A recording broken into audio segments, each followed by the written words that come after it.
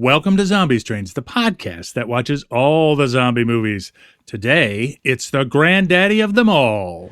They're coming to get you, Barbara. That's right. It's time for 1968's Night of the Living Dead.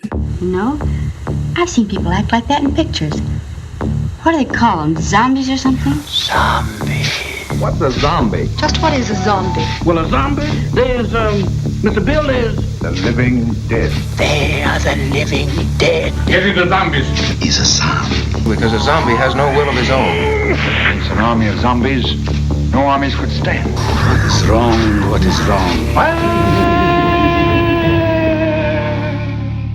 Welcome to Zombie Strains. I'm John. I'm Andy. And I'm Brad. So, anybody watch anything or read anything zombie related this week outside of our regular movie? Like maybe 3 documentaries and a bunch of extra features on a Criterion Collection DVD of Night of the Living Dead? I finished reading or rereading the posthumously published novel, The Living Dead. It's by George Romero, partnered with a horror author, Daniel Kraus. And I have felt while reading it, it feels like sort of a final statement on zombies and humanity and stuff like that from Romero.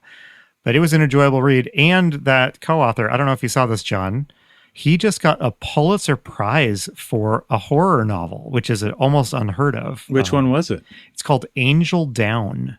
You recommended that to me. Yeah, it's a horror novel set in World War I. And it's really rare that a horror novel gets that sort of recognition. Well, horror novel, World War I, that's a thirst trap from you right there, Andy. So anyway.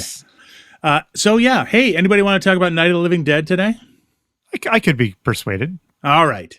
I thought it was pretty good. I think we just get right into it. Producer Brad, introduce us to the world of Night of the Living Dead. Well, unlike most of the other films we have seen, this is a pretty documented film, so there is a lot out there to read. I'm sure you guys found that as well. So I'll do my little spiel, and you guys can chime in as needed. There will be much chiming. Night of the Living Dead was released on October 4th, 1968. Movies released that same month are Romeo and Juliet, Jane Fonda and Barbarella, Steve McQueen's Bullet, The Lion in Winter with Peter O'Toole and Katharine Hepburn, and the number one movie at the box office for that weekend was Clint Eastwood's Coogan's Bluff. That's quite a lineup of movies. Lion in Winter, yeah. Yeah, you got your classics, The Lion in Winter, Romeo and Juliet. You got your sort of 60s sci-fi French Barbarella. And then you got Steve McQueen and Bullet, and none of them seem to have anything to do with Night of the Living Dead. No. Which Romeo and Juliet was that? I don't remember one. This is the Zeffirelli. This is probably the one we saw in high school. We all watched this one in high school class. Yep, I remember that one. All right, George Romero directed Night of the Living Dead. He was born and raised in the Bronx. A famous story about his childhood is that as a teen, he would often go to Manhattan and rent a film projector and a 60-millimeter reel of his favorite film, The Tales of Hoffman. This film was not a popular film and was always available to rent, but one day the film was out, and he asked who rented it. The shop told him that there was another teenager who also liked the film, and that kid was named Martin Scorsese. I remember this story.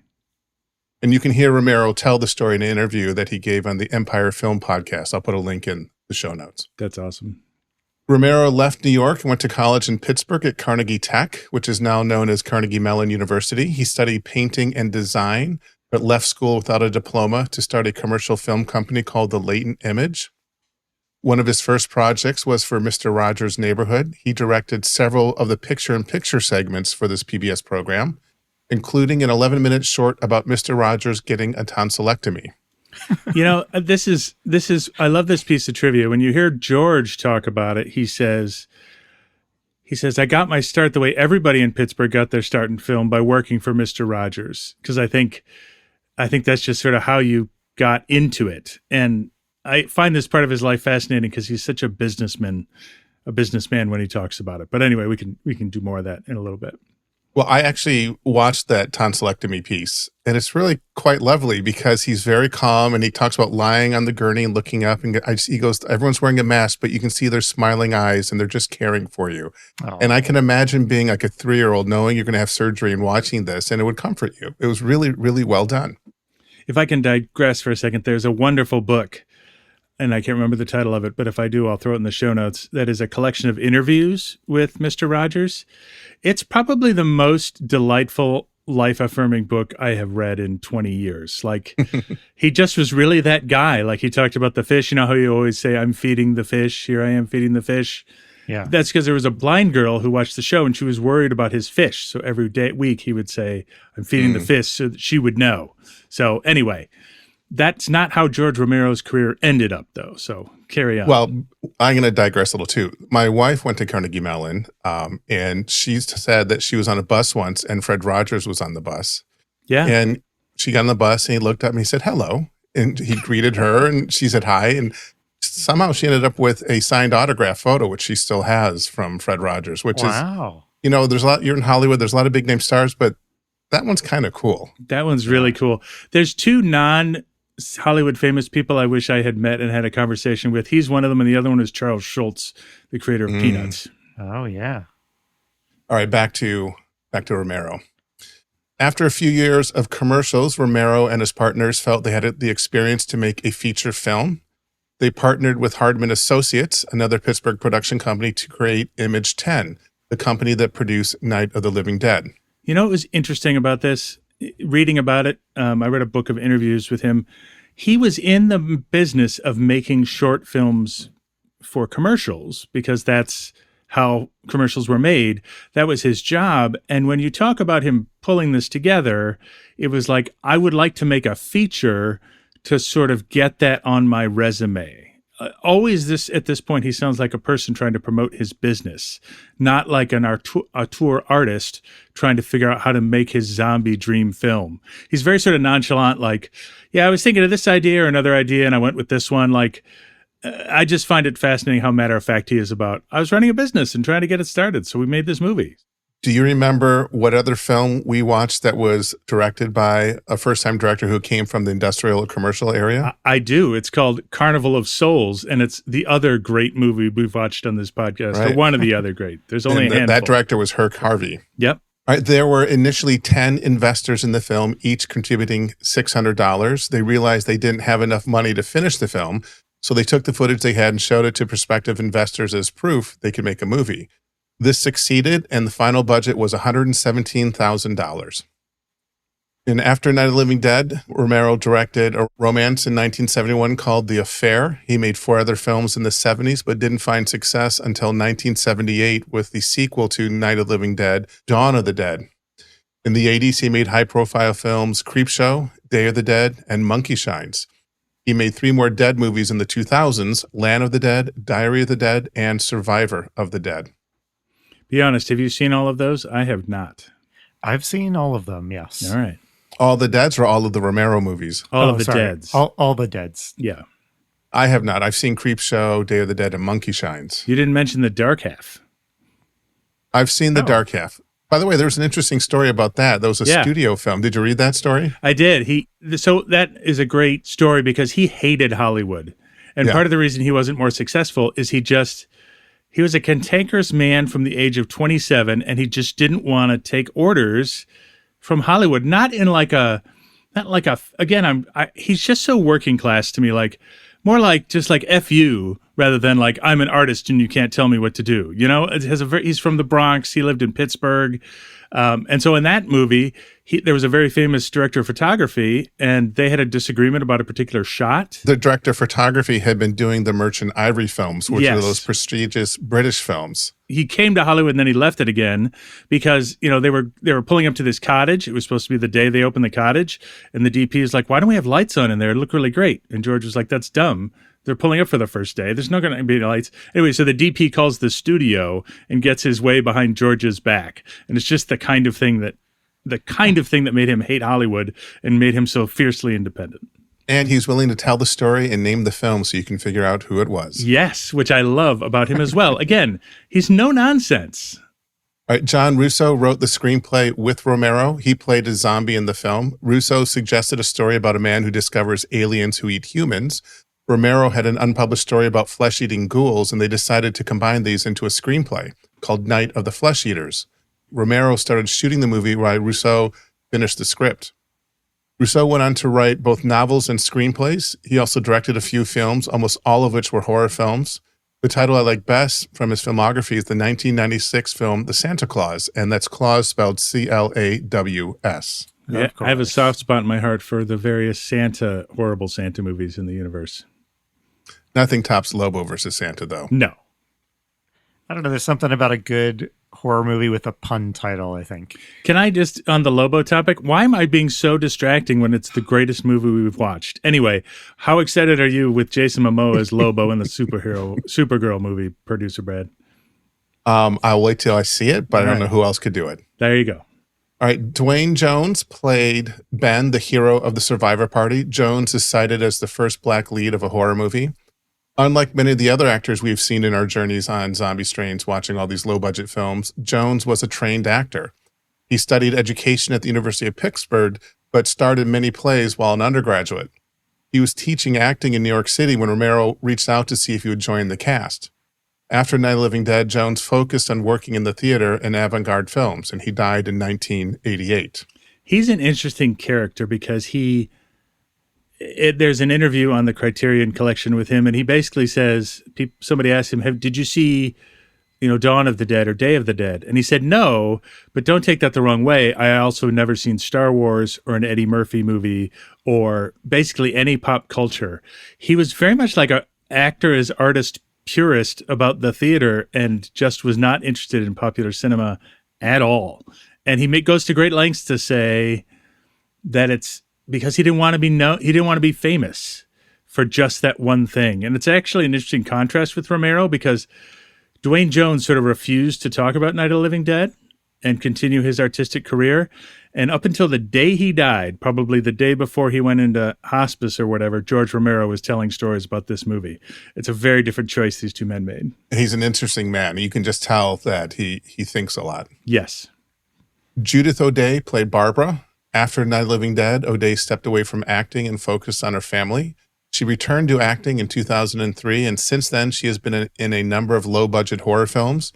She appeared in both Safe Inside in 2017 and Safe Inside 2 in 2025, and I mention those only because the name of her character was Crystal Lake. Is it wrong that I want to see these now? No, there's nothing wrong with that. Is that where they got Crystal Lake? Was that a reference to her? Oh, well, these were in 2017, so this is well after the Friday the 13th movies. Yeah. No, she's been in movies as recently as last year. So now I'm curious. All right, Carl Hardman played Harry Cooper. In his 20s, he was a contract player for RKO Radio Pictures, which started his career in audio. He moved to Pittsburgh in the late 40s and did voices on the Kordick and Company morning radio show. He opened Hardman Associates in 1963, which became Hardman Eastman Associates when Marilyn Eastman became his partner. In addition to being producers of the film, Carl and Marilyn were makeup artists and did the sound effects for Night of the Living Dead. They also searched music libraries for stock music for the film that Romero then chose the final cues, and he died in 2007. Marilyn Eastman played Helen Cooper. She also played the zombie who picked the bug off the tree and ate it. She also doubled as... I did not catch that. I didn't Did either. you catch that, John? I remember the zombie eating the bug, but I didn't realize it was her. I came across that fact afterward. Like Hardman, she began her career in radio. Her first on-camera part was in the 1960 episode of Perry Mason.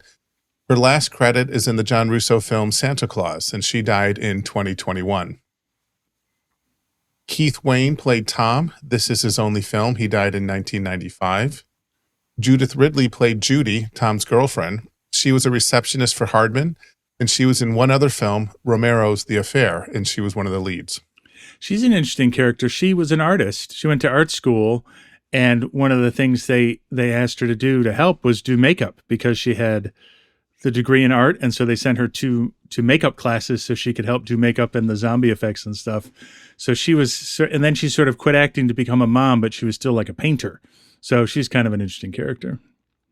Kira Schoen played Karen Cooper, the daughter of Harry and Helen. She was Carl Hardman's real-life daughter.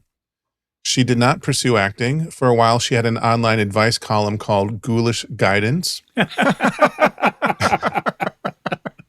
That's amazing. She has also been a contributor to the horror movie site Dread Central. Oh, cool. Russell Striner played Johnny, Barbara's doomed brother. He co-founded the Latent Image with George Romero.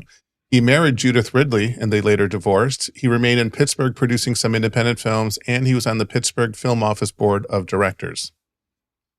All right, that's the cast. They started filming the movie in July 1967 and finished in January 1968. Image 10 had trouble getting the movie to the public. Distributors either passed or wanted changes to the edit to make it look less bleak. Romero refused and held out until Walter Reed Distribution picked it up and released it under their Continental banner. Can I ask a dumb question? Mm-hmm. There's a hospital, is it in LA or New York, called Walter Reed? Is that the same Walter Reed? No, this is Reed, R-E-A-D-E, and Okay. I believe that's R-E-E-D. All right. I was going to say that's bizarre. So it's not bizarre, is what you're saying. Carry on. Walter Reed was known for art house and foreign films and was willing to release the film uncensored. It opened on October 4th, 1968 at drive-ins and on Saturday matinee double bills. The reviews at the time were negative. Variety questioned the morals of the filmmakers. The New York Times disliked the film and made several references to it being an amateur production. Roger Ebert didn't review the film, but he wrote an article about his experience seeing it at one of the Saturday matinees with a theater full of children. He wrote, the kids, were used to going to movies, sure, and they'd seen some horror movies before, but this was something else. These matinees were attended mostly by kids whose parents dropped them off to watch the usual horror fare, Edgar Allan Poe adaptations or old classic horror movies. You mean like the ones we've been watching? Like what we've been watching. And Ebert questioned parents who drop their children off at a movie without paying attention to what is playing. Now, all the reviews weren't bad. The Village Voice called it the greatest horror film ever made. So, or at least the scariest. So we'll get into that, I'm sure. Yeah, Night of the Living Dead was not affected by these negative reviews and commentaries. Forbes wrote in 2013 that Night of the Living Dead made over $30 million. But Romero and Image 10 received very little of that, and this was due to an error by the distributor. The movie was originally titled Night of the Flesh Eaters, but there was an existing movie called Flesh Eaters, and to avoid a legal battle, the film's title was changed to Night of the Living Dead. The distributor forgot to include the copyright symbol on the new title card, and without this mark, the film became public domain. Copies of the film were shown around the world without any proceeds going to Image 10. The film had multiple releases and showed at midnight movies for years afterwards. I have to say, I suspect that didn't hurt the film's popularity. I think that probably made it have a bigger impact than it might have otherwise. Similar to It's a Wonderful Life, where everybody showed it all the time forever, and now we've all seen that movie. And then NBC bought it and made it sort of special again, but I'm not sure how many times I would have watched it if everybody wasn't playing it 5 times a year at Christmas. You know what I mean? Yeah, that's a good point. Now, 2 reviews helped change the critical perception of the film. The first came out in late 1969, written by George Abignalo for Andy Warhol's new at the time magazine Interview. He wrote that the film is a work of art. In 1970, Serge Dany wrote the second review, this time for the prestigious French film magazine Cahiers du Cinéma. The opening sentence of this review is perfect for us here at Zombie Strains. Not enough attention has been paid to American cinema's persistent underground love for the apocalypse. That is a great line. In once artists and the French praised the film, it opened the door for others to love it. That's what I have for you gentlemen. You know what's funny about that too? In one interview I read, he basically says, and this is why I love George Romero. He basically says, I was ready to move on and then the French discovered it. Now I'm like Jerry Lewis. Like, again, that sort of working class, like. But he laughed when he said that, though. Yes, he does. One of the interviews in this book I read was from Interview, and it's fascinating. It says things like, the film has a great integrity to its vision of horror. The ending is a really honest finish to the film and one about absolute nihilism and total hopelessness. This is not the kind of thing we've been saying about the movies we've been watching so far. Yes, when we get to the end of this, I do want to talk about if nihilistic is the right word for this film. That's a great question. I have a cantankerous take on it. But yeah, it's a good quote. I would be disappointed if you didn't. We should take a moment and mention that all the reviews we've talked about are in the show notes for anyone who wants to read them. So the book I've been referencing, there's a book of interviews. It's just called George A. Romero Interviews. It's edited by Tony Williams, and it's on the University Press of Mississippi. If you're interested, it's a great read. All right. Well, I think it's time for historical context, Andy. It's 1968. Yeah, it has. So the last couple of movies, we've kind of been not talking 60s a whole lot. I think two things happened. One is they weren't as 60s as we thought they'd be. Yeah. And I felt like we spent about 6 movies in 1964. Yes, yes, we had to take a little bit of a break from thinking about the events of the turbulent and crazy 60s. However, this is not the first movie we've watched, of course, that feels very much a part of the cultural context in which it lived. But boy, does this film feel soaked with all of those themes of the 60s that we've referenced before. So I picked out a couple themes that I thought were just right there, almost on the surface of this film, like not terribly subtle at all. So I'll go through them quickly. These are just a couple events and themes that were going on in 1968. If you want a deeper dive into the 60s, quite a while ago, we did an episode specifically about the fears and concerns and context of the 60s. But here we are in 1968. So, I mean, the big obvious one with this movie, I think, is this is like peak Vietnam War in the bad sense, right? Yes. So, John, you remember what is like the big Vietnam War event of 1968? Oh, is it the bombing of the revealing of the bombing of Cambodia? Or actually, I guess there's a couple of like dire developments in the Vietnam War around this time. But what I had in mind was the Tet Offensive. Okay. Yes, of course. Which you know, it's maybe hard to say there was a turning point in the Vietnam War, such a long war stretched across so many ups and downs. However, Tet Offensive was a big surprise attack by North Vietnam that famously was not like a tactical military victory at all. But what it did was it sort of shattered the U.S. government's narrative that the war was being won.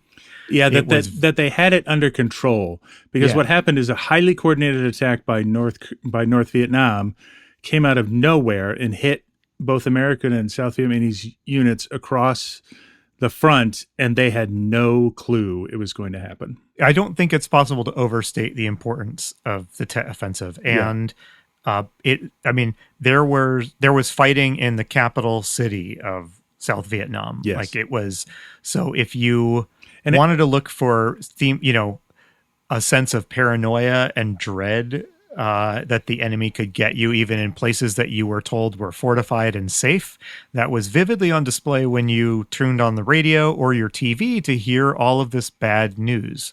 And it wasn't just one last thing about that. And it wasn't just an attack on the front. Like North Vietnam had like secret units embedded deep in South Vietnam, and they just gave the signal, and all of these guerrilla units from out of nowhere popped up too, just in the middle of a village. You know, it was crazy. Yes. So I thought about this a lot. This Night of the Living Dead, we'll talk about it when we get into actually recapping the film, but there's a number of quite extended scenes where people are watching a TV or listening to a radio broadcast. Yes. And it just evokes this dread of like, you can't look away, but it's just bad news. Bad news that's too big for you to could comprehend, in a sense, you know? One of the things a lot of aficionados of this film point out is that the film stock is 35 millimeter black and white, and they said we could go to 16 millimeter color, but I don't think we can afford it. It's the same film stock that was used for newsreels at the time. So part of the sort of intimacy of this movie, or the sort of documentary style of it, is that it's the same style, footage, and tone of like newsreels that you're watching on the news, you know, if that makes any sense. very much so. The news reporting in this film is more convincing by a long shot than similar like bits of news reporting info dumps we've seen in other movies. Yes. That's one of the great things about it is it's very matter of fact, you know. Yes. So anyway, I guess I don't want to get ahead of myself into the content of the film. And I want to just go through a couple things. We can touch on these quickly. But so the other big thing that you can't avoid confronting when you watch this film is the civil rights movement. Yes. And the racial violence of the late 1960s. 1968 was the year that Martin Luther King Jr. was assassinated.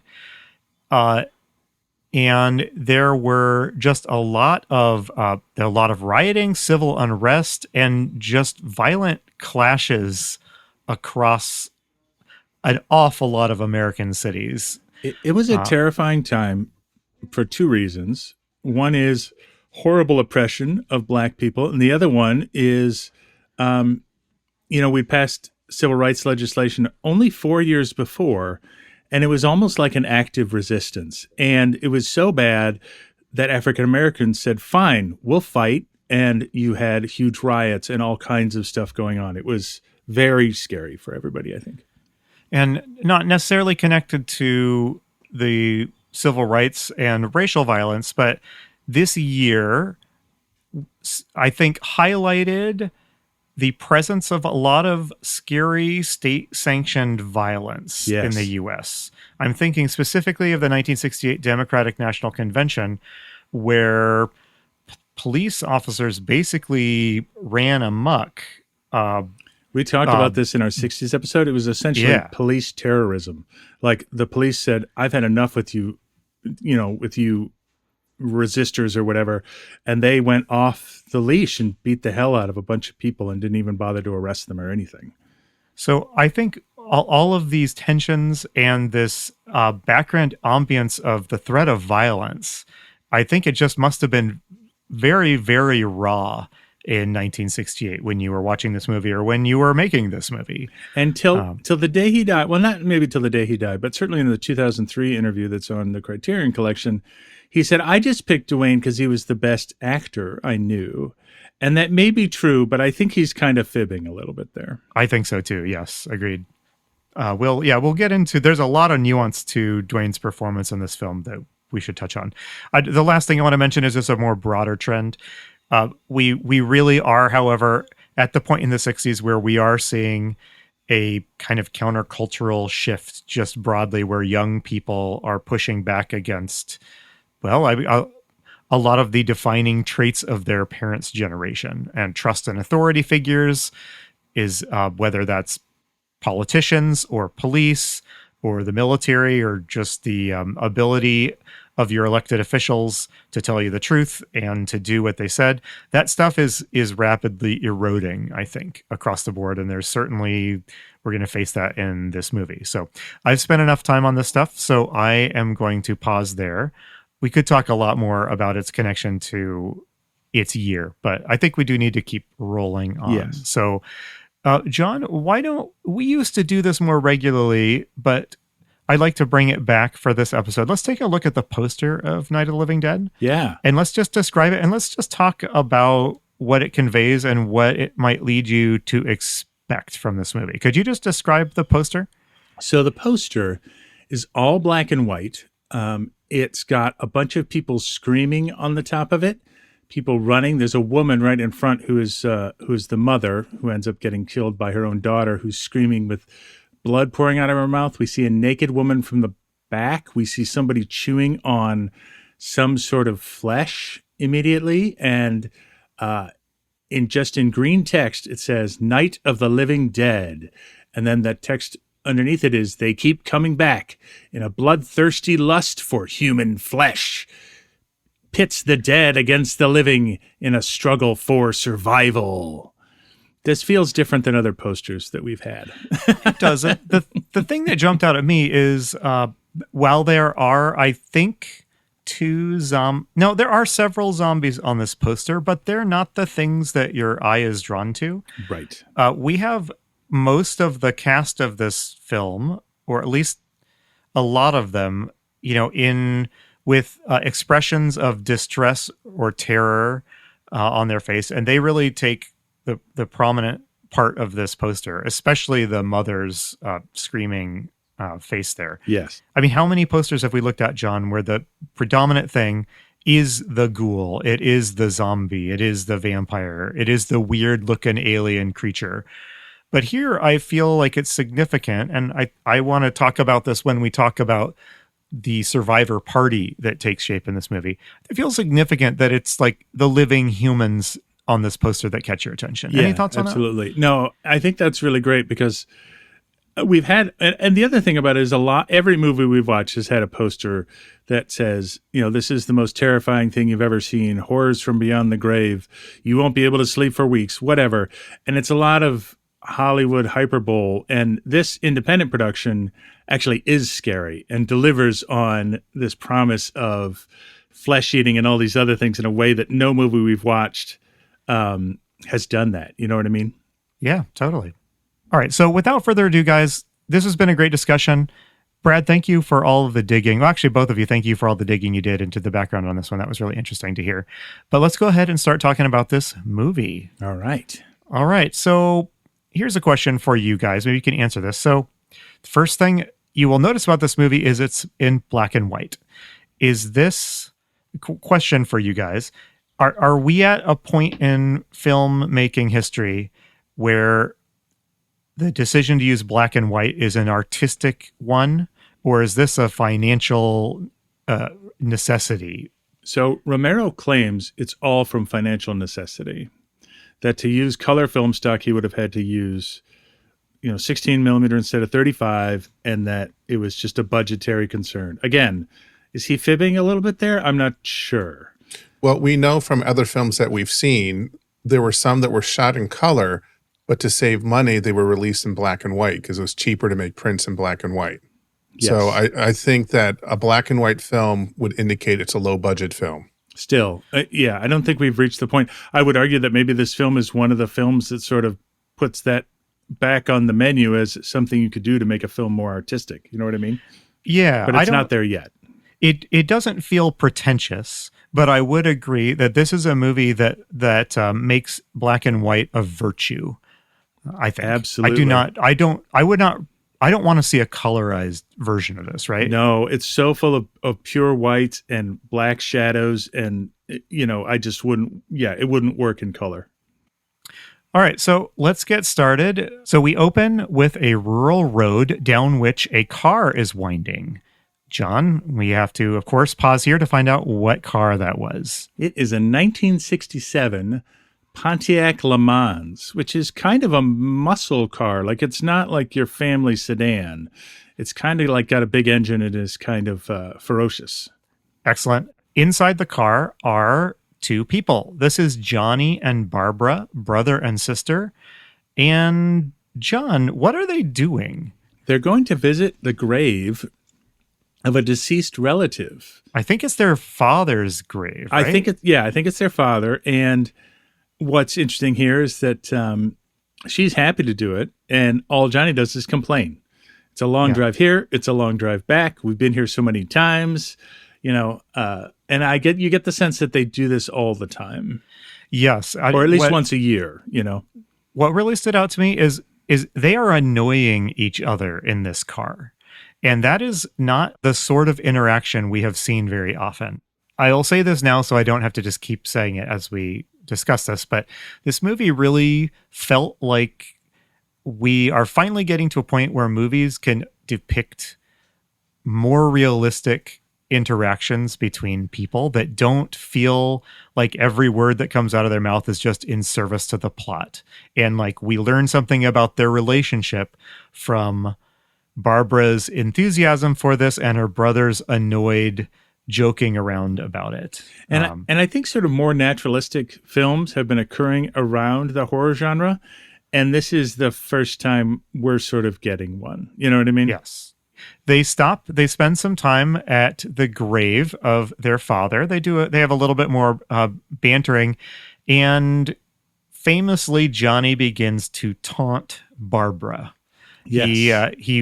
He brings up some childhood story about a time when she was scared in the cemetery.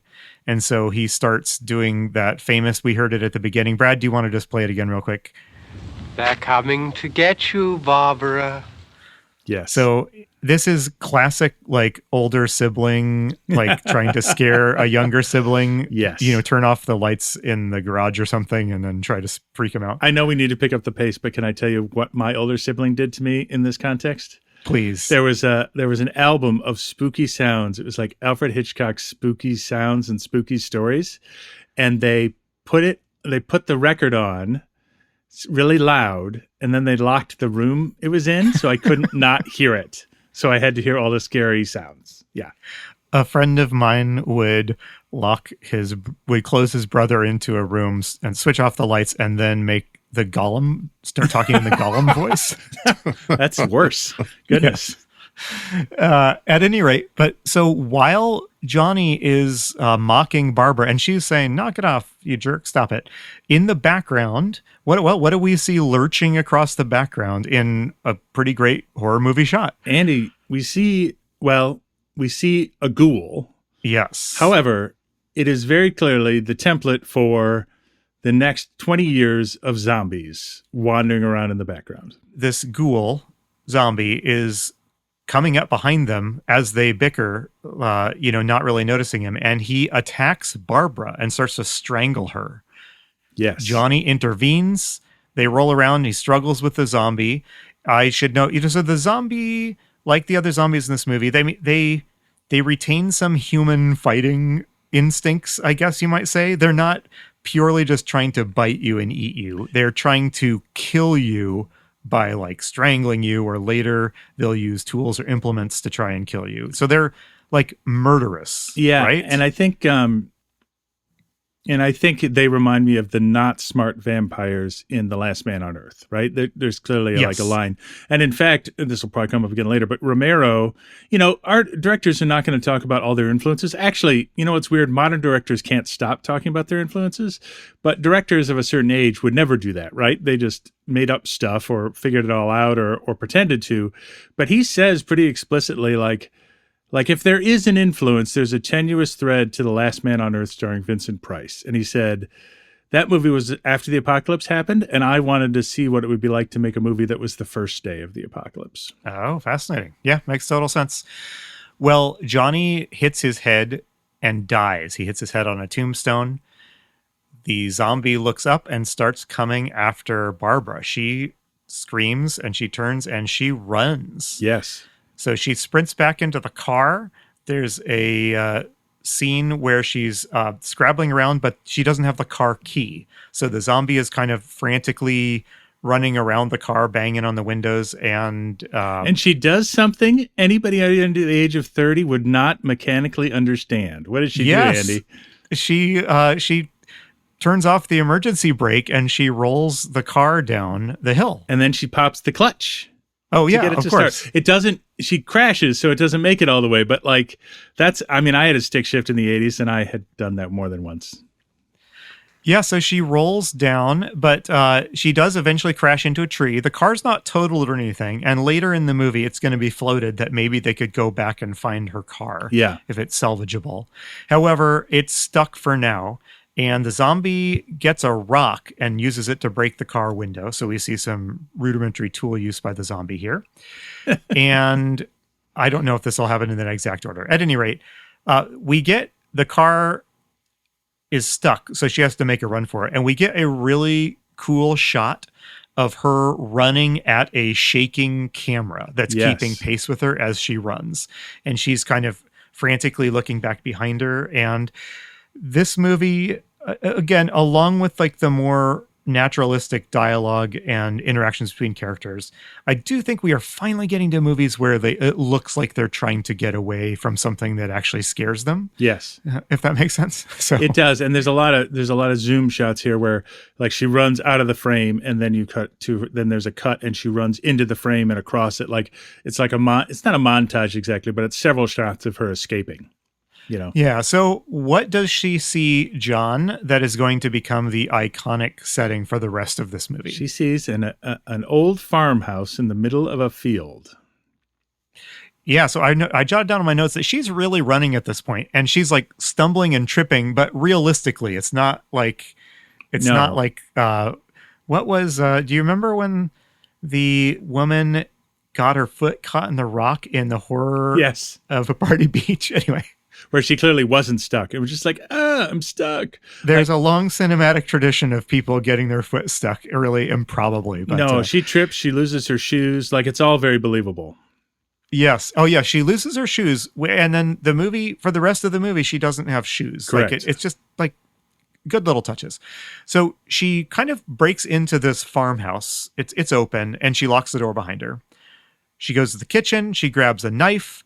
She holds it in that up there with like shooting your gun while holding it sideways. I can't stand it when people hold knives like this. It's like the classic Friday the 13th way you hold a knife where you're like stabbing down with it. Yes. But like, that's not even instinctively the way you would hold a knife. Anyway. But, okay. But she's not an experienced horror movie survivor. Not yet, at least. So we'll cut her a little bit of slack. The zombie is clattering around outside, trying to get in somewhat listlessly. Yep. And we see it here again. It's not entirely mindless. It can kind of push stuff out of its way. I don't know if it could work a door lock or something, but it could take some effort to smash get a at window. You. Yeah. The phone is of course dead. And I think, some time passes because we get a shot outside where it is dark, and we realize to our horror that more zombies are converging on the house. Yeah, but you forgot, what is the first thing that probably made all those kids scream that she finds? Surprisingly gnarly. So she is going to go upstairs. She's calling around to see who's in this house. No one's answering. She heads upstairs, and at the top of the stairs is a half-eaten corpse. Yes, with like a big old eyeball bugging out. Yeah, it's pretty gnarly. Like, yeah, it's not like modern. I mean, it's actually more convincing than a lot of modern effects because it's practical and it's just shot so starkly in black and white, like this white eyeball peering out of the blackness at you. It's pretty effective. Yeah, it is. So she then goes to run outside, but she is met and she crashes into a young black man who has just arrived in a truck that it's like he's used its last drop of fuel to get to this farmhouse. Yes, it is and I'm not making this up, a 1951 Chevrolet Advanced Design. That's the name of this truck. This is Ben, and Ben is the hero or the lead protagonist in this movie. They lock themselves in, and let's just pause here, because this is, again, a really iconic and well-known opening. How are you feeling right now, John? What's jumping out at you? And specifically, what's jumping out at you that hasn't been jumping out at you in the last decade's worth of zombie films? Real tension and terror on the part of our protagonist.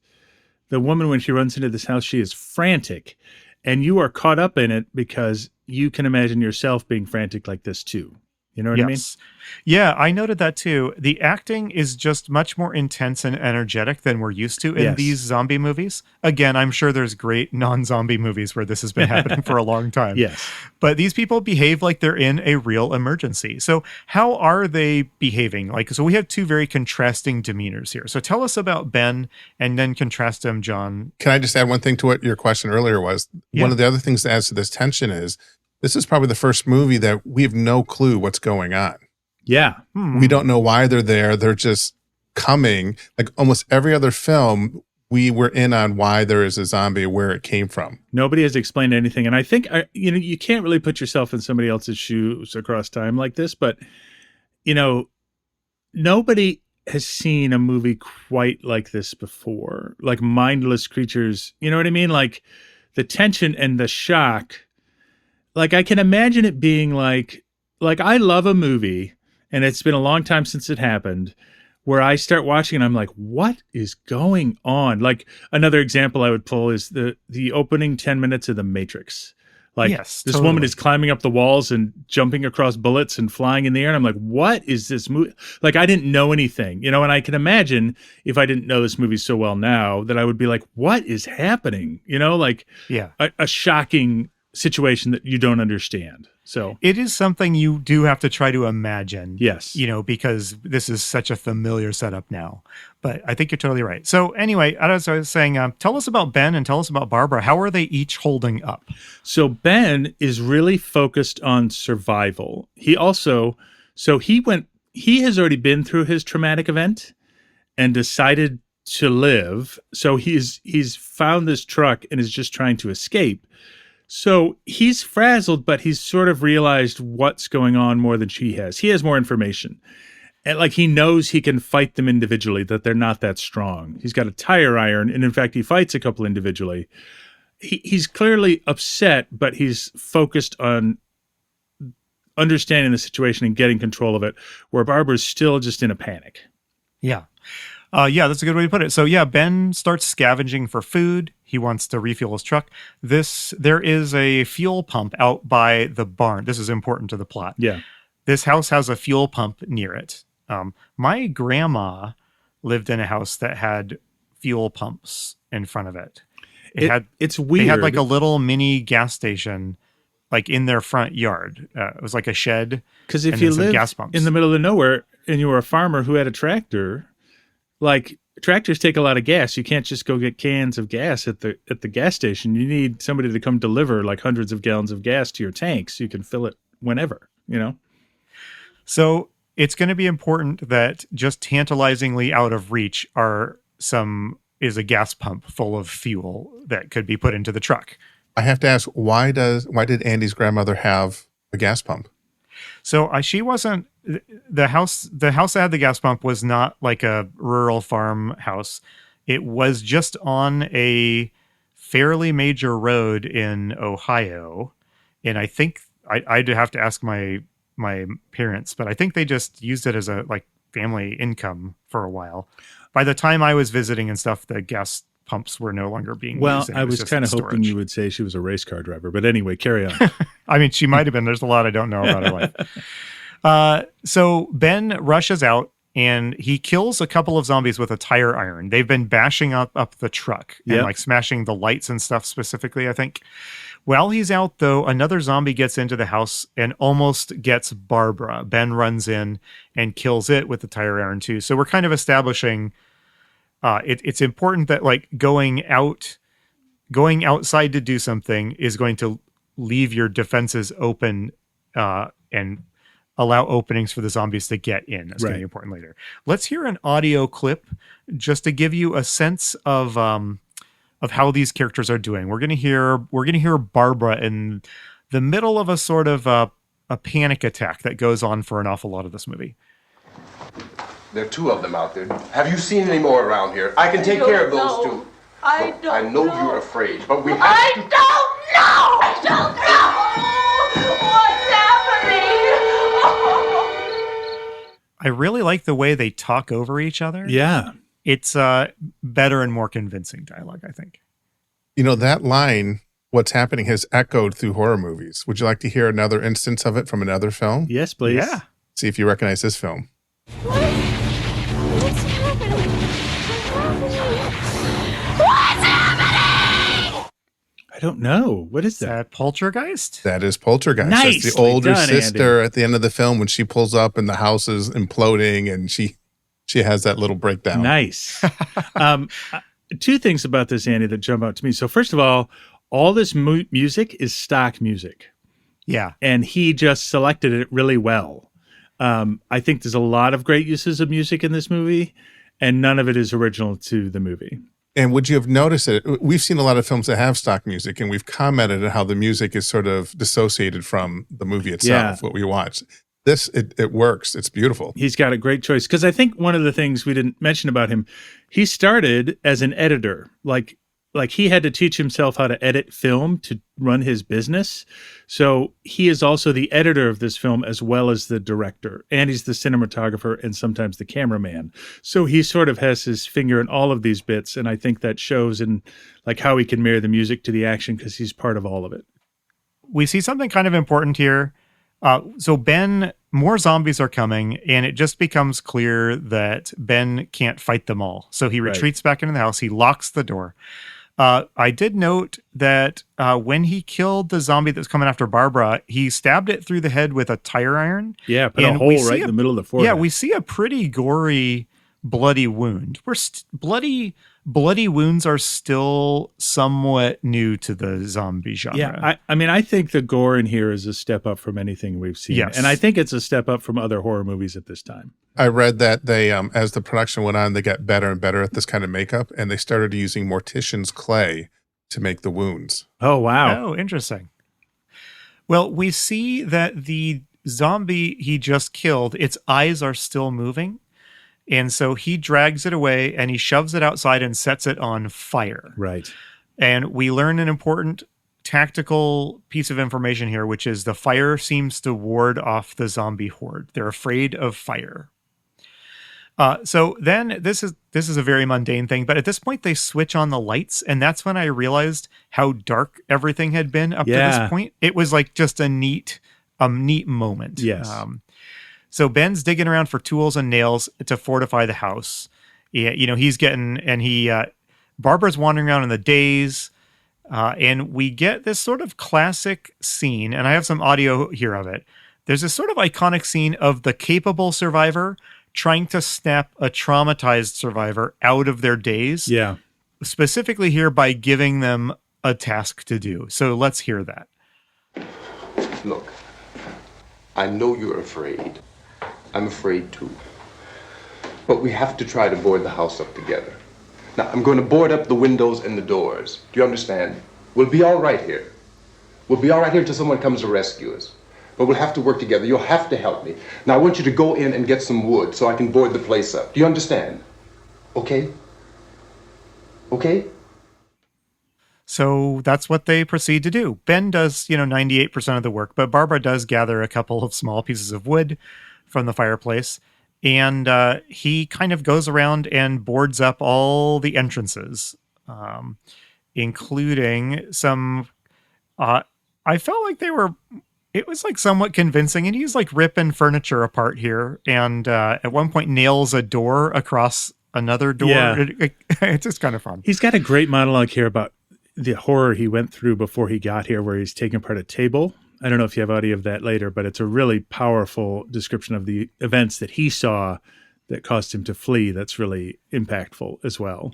Yes, I don't have audio of it, but why don't you just tell us his backstory, because we get some of it here and a little bit more of it later, I think, John. So what is the traumatic, inciting event for Ben in this movie? I believe he was just at a truck stop or a restaurant when the mayhem ensued, and what he witnessed was a truck just driving through a bunch of people, and then the sort of dead were everywhere, and he stole this truck and fled, and he tried to get these dead to move away from him, but he ended up slamming on the gas and just running them over. So he's clearly traumatized by both what he saw and what he had to do to survive. Yes. And so he's traumatized by it. He describes it as a horde of 50 or 60. Yes. That he just had to plow through. But he did learn from that fire wards off the creatures because the truck exploded or something. That's right. I think the truck hit gas pumps. This is all super classic zombie apocalypse movie stuff. It is, and it seems to be coming out of nowhere and just landing in the world. Yeah. So I have 2 more audio clips. I know we've been doing a lot of audio here, but I just want to give you guys a sense of what's happening here. Barbara haltingly speaks for the first time, and she tells of her encounter in the cemetery and her brother's death. And let's hear her. This is another iconic zombie thing, and that is the person that is refusing to accept reality. So let's hear what Barbara wants to do. We have to wait for Johnny.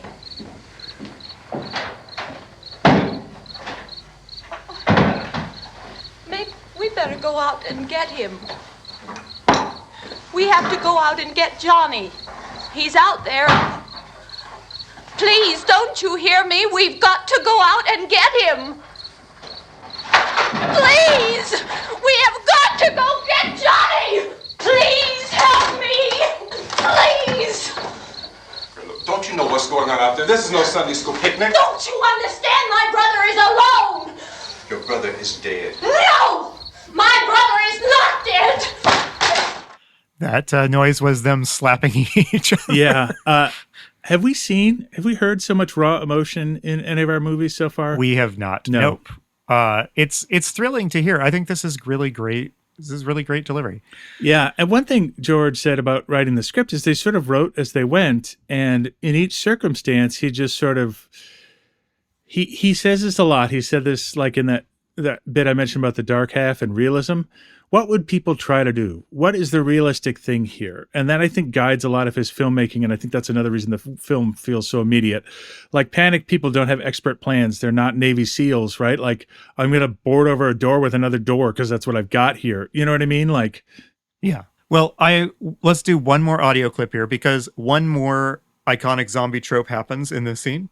And that is they turn on the radio and a news broadcast delivers us background information about what's happening while the characters are doing something else. In every zombie movie we've watched to date, this scene would be a bunch of people gathered around a radio like they're on a stage in a play, right? Listening intently to it. But here they switch it on, but they have important priorities here, survival priorities.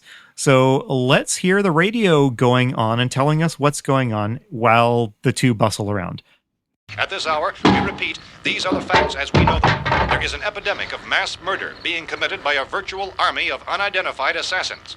The murders are taking place in villages, cities, rural homes, and suburbs with no apparent pattern or reason for the slayings. It seems to be a sudden, general explosion of mass homicide. We have some descriptions of the assassins. Eyewitnesses say they are ordinary-looking people. Some say they appear to be in a kind of trance. What I love about that is that they point out that it looks like they're ordinary people. And I think there's a super strong element of, this is us finally getting to loved ones turning against you or people turning against you in a huge way that we really haven't as much gotten to before. Agreed. And we also see some of that. The government is not responding. They're not dispatching troops. Scientists are not explaining what's happening. It's not even clear what the government is doing at all. Yeah. They can't even confirm, like the government is as surprised by all of this as you are. Yeah. We're over a half hour into the movie. And so far, this is a movie with a fairly big survivor cast, but so far, we've just seen two of them, but starting right now, the movie, like the heart of the movie begins now because we're about to meet the rest of our survivor party, essentially. Yes. So this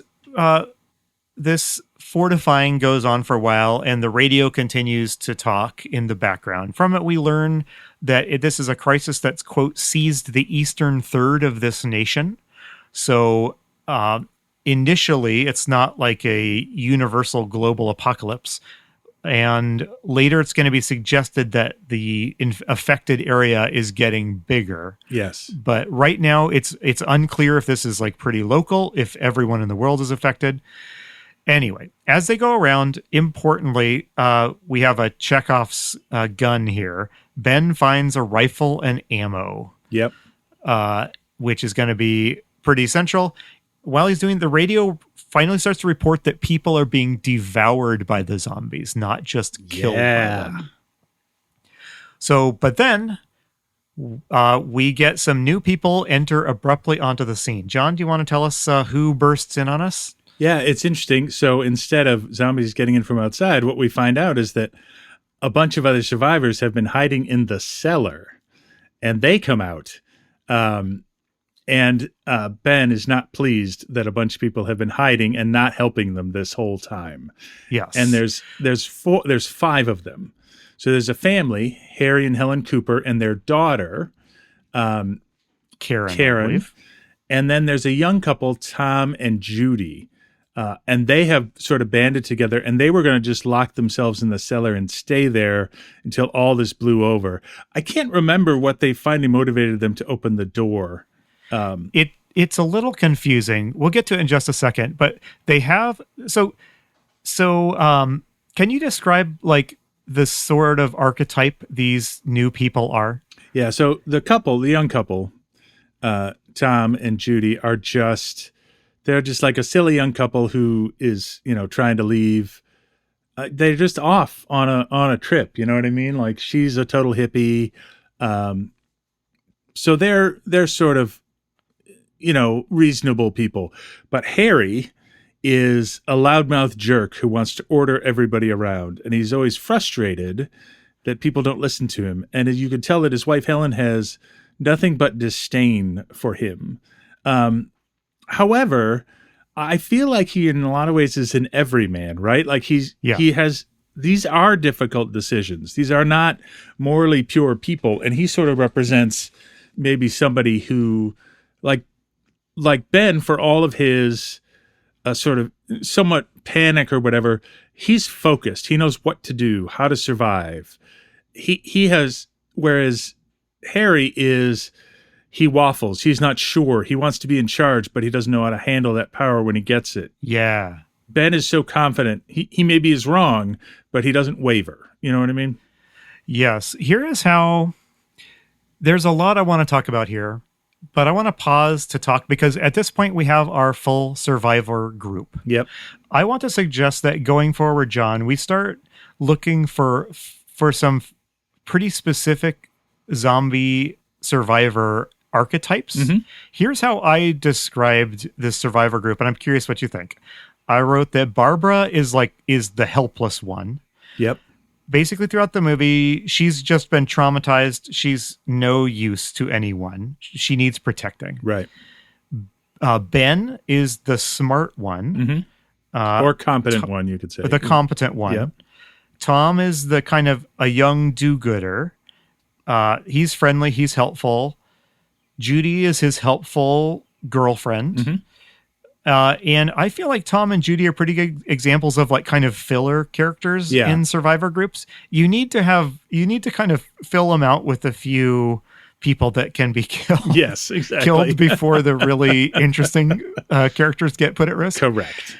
Then we have Harry, who is the jerk and the bully, who is also like the weak link. He's the weak link, but he's also the truth teller. Yeah. You know what I mean? That's a good way to do it. Yes. He's an important part of a survivor group, I think, this type of character. Yeah, there's another, like when we watched our very first movie, 2004's Dawn of the Dead, there's this business executive who's always drinking and being really cynical and negative. He is a direct descendant of Harry here, right? He says, we're all going to die. We got to be smart. You're a bunch of idiots. And he's a total jerk, but he's not wrong. And that's this character. He's the person who's often willing to say what just has to be said, but no one else can quite bring themselves to say. He was always talking safe place. I didn't know what was happening up here. We find a safe place and you want to leave? Like he's very clear about how he feels about everything. So then lastly, we have Helen, who is the jerk's spouse, who is actually pretty cool. Yes. As recently as like the Walking Dead TV show, there's this type of character, like the spouse of a jerk who is, you know what I mean? Like, so, yeah. And then Karen, who is another party member who needs to be protected. She's the child. And why does she And need we're to be going to protected? learn. Yeah. I mean, she plays an even more important archetypal role because she is the infected one in this group. That's right. We don't know it yet watching this movie, but she's sick downstairs. And if you've seen any zombie movie in the last 50 years, you know what's going on. Yep. So let's pause here because one thing in thinking about watching this, I did a lot of thinking about this whole podcast project we're doing. Mm-hmm. And I spent a lot of time, like it will maybe not surprise you.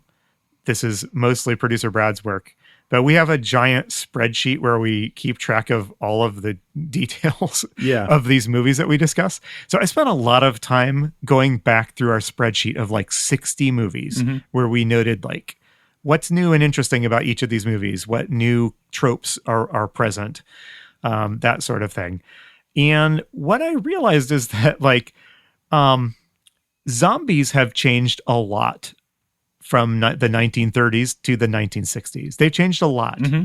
But you know what's changed even more is the survivors of these movies. Right.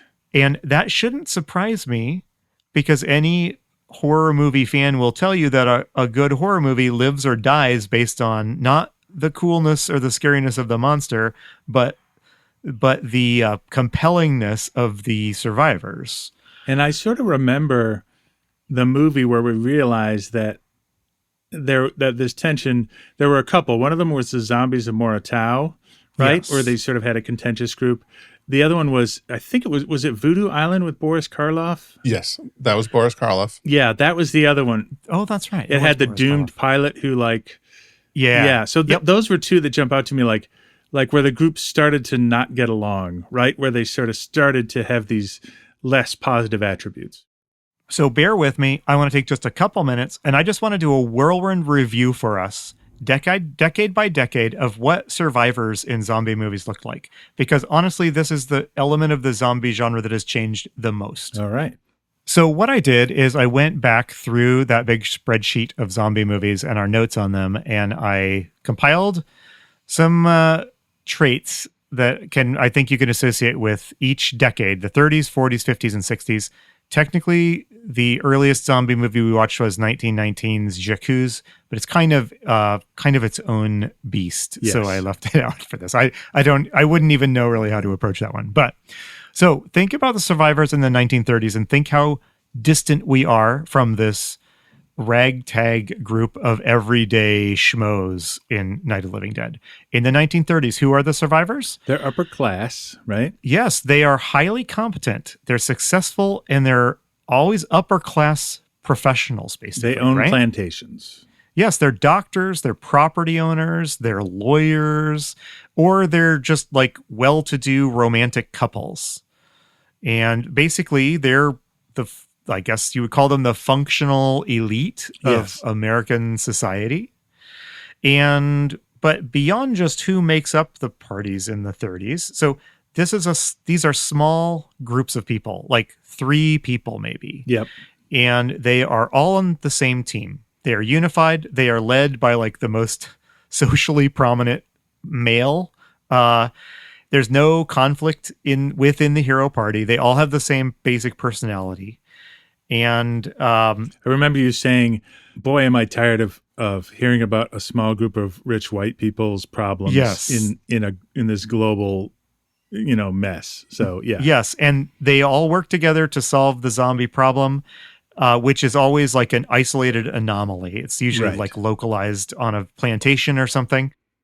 And they have 100% survival rate, essentially. They always win and they're not in danger. Right. Okay. So I grabbed 2 movies from each decade, by the way, that I think embody these themes. I don't know. Tell me if you disagree. I picked White Zombie because it's got this classic like 3-person party. There's like a young romantic couple and then a missionary / professor guy. They're all upscale. Yep. Respectable. And they all survive. And I picked The Walking Dead, which was an odd zombie movie, but it had a bunch of like competent upper class professionals working together to solve the mystery. They all survive. And in the 1930s, you knew that established structure was always going to prevail against the anomaly of a zombie, right? Yep.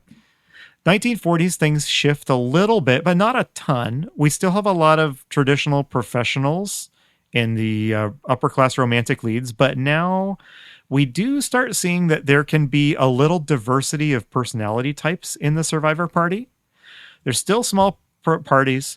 They're still led by these upper class white professionals, but we can now sometimes have a comedic sidekick. Yes. Or a performer, or sometimes like a comedy duo, like Ghostbreakers, Abbott Costello, etc. And I don't know, maybe Brad could speak more to this. These feel more these feel like really mainstream movie, like stock protagonists more than other decades do. Yeah. It's a doctor, an expert, and his children or assistants that help him solve the problem. Yeah. And these people, unlike the people in the 30s, these people can like bicker and be cowardly and stuff, but it's not real. Like, no, there's no danger to the group cohesion. They all are loyal to each other and they all are immune. None of them will ever die, basically. Right. I think that feels in retrospect like a very escapist sort of thing. Not a surprise with World War II going on. Anyway, yeah. The movies I picked for this one that were emblematic of this were Ghostbreakers from 1940 and Zombies on Broadway 1945. Yeah. One of those significantly better film than the other. Listen to our past episodes to find out which. All right, 1950s. We're almost done, guys. I promise. So 1950s is where we start to see these like archetypes, this archetypal survival unit start to fracture a little bit. Yeah. So heroes don't have to be competent and successful and professional anymore. There are still plenty of those characters in the 50s. And sometimes they're not heroes. Right. They can be flawed. They can have past trauma. Treasure hunters. Yeah. Yes. They can be working class. You remember Woman Eater? Like the main characters there are like a mechanic who lives with his mom and an exotic dancer. Yep. Right. They can be young instead of like late 20s, early 30s professionals. Instead of Professor so-and-so and his daughter, Judy. Exactly. Yeah. And the group dynamics, the groups can be a little bit bigger here, and they can include some like untrustworthy people in it and some tension. Mm-hmm. And they can include now suddenly people might have different agendas, even though they're all on the same team and they want to defeat the zombies. But sometimes there's a weak link character in there. Oh, and you could even occasionally have someone in your party like get corrupted or turn against you, sort of. Yes. Yeah. To represent these, I picked one that's a really obvious pick and another that might make you laugh. I picked Zombies of Moratau. Yeah. Because you've got all of it. They bicker. One of them gets turned into a zombie. Yeah. We have this great 5-person ensemble. And like half of them are scoundrels, basically. Yeah. There are these flawed treasure hunters motivated by greed. There's untrustworthiness and morally compromised people. And over the course of the movie, the team, those personality characteristics like splinter the group. Right. And that's also the first movie where the party discovers weapons that can be used against the zombies. Yes. Yeah. Good point. They have to scramble to figure out how to fight tactically the living dead. The other movie I picked, John, is I picked Teenage Zombies for this one. I think Teenage Zombies might be one of the most dire films as far as quality goes that we've talked about on this podcast. However, it is one of the first movies that like has all young people. Yeah. And they're young people that are going up against an evil adult, basically, and mostly figuring it out themselves. These are teenagers that like are independent.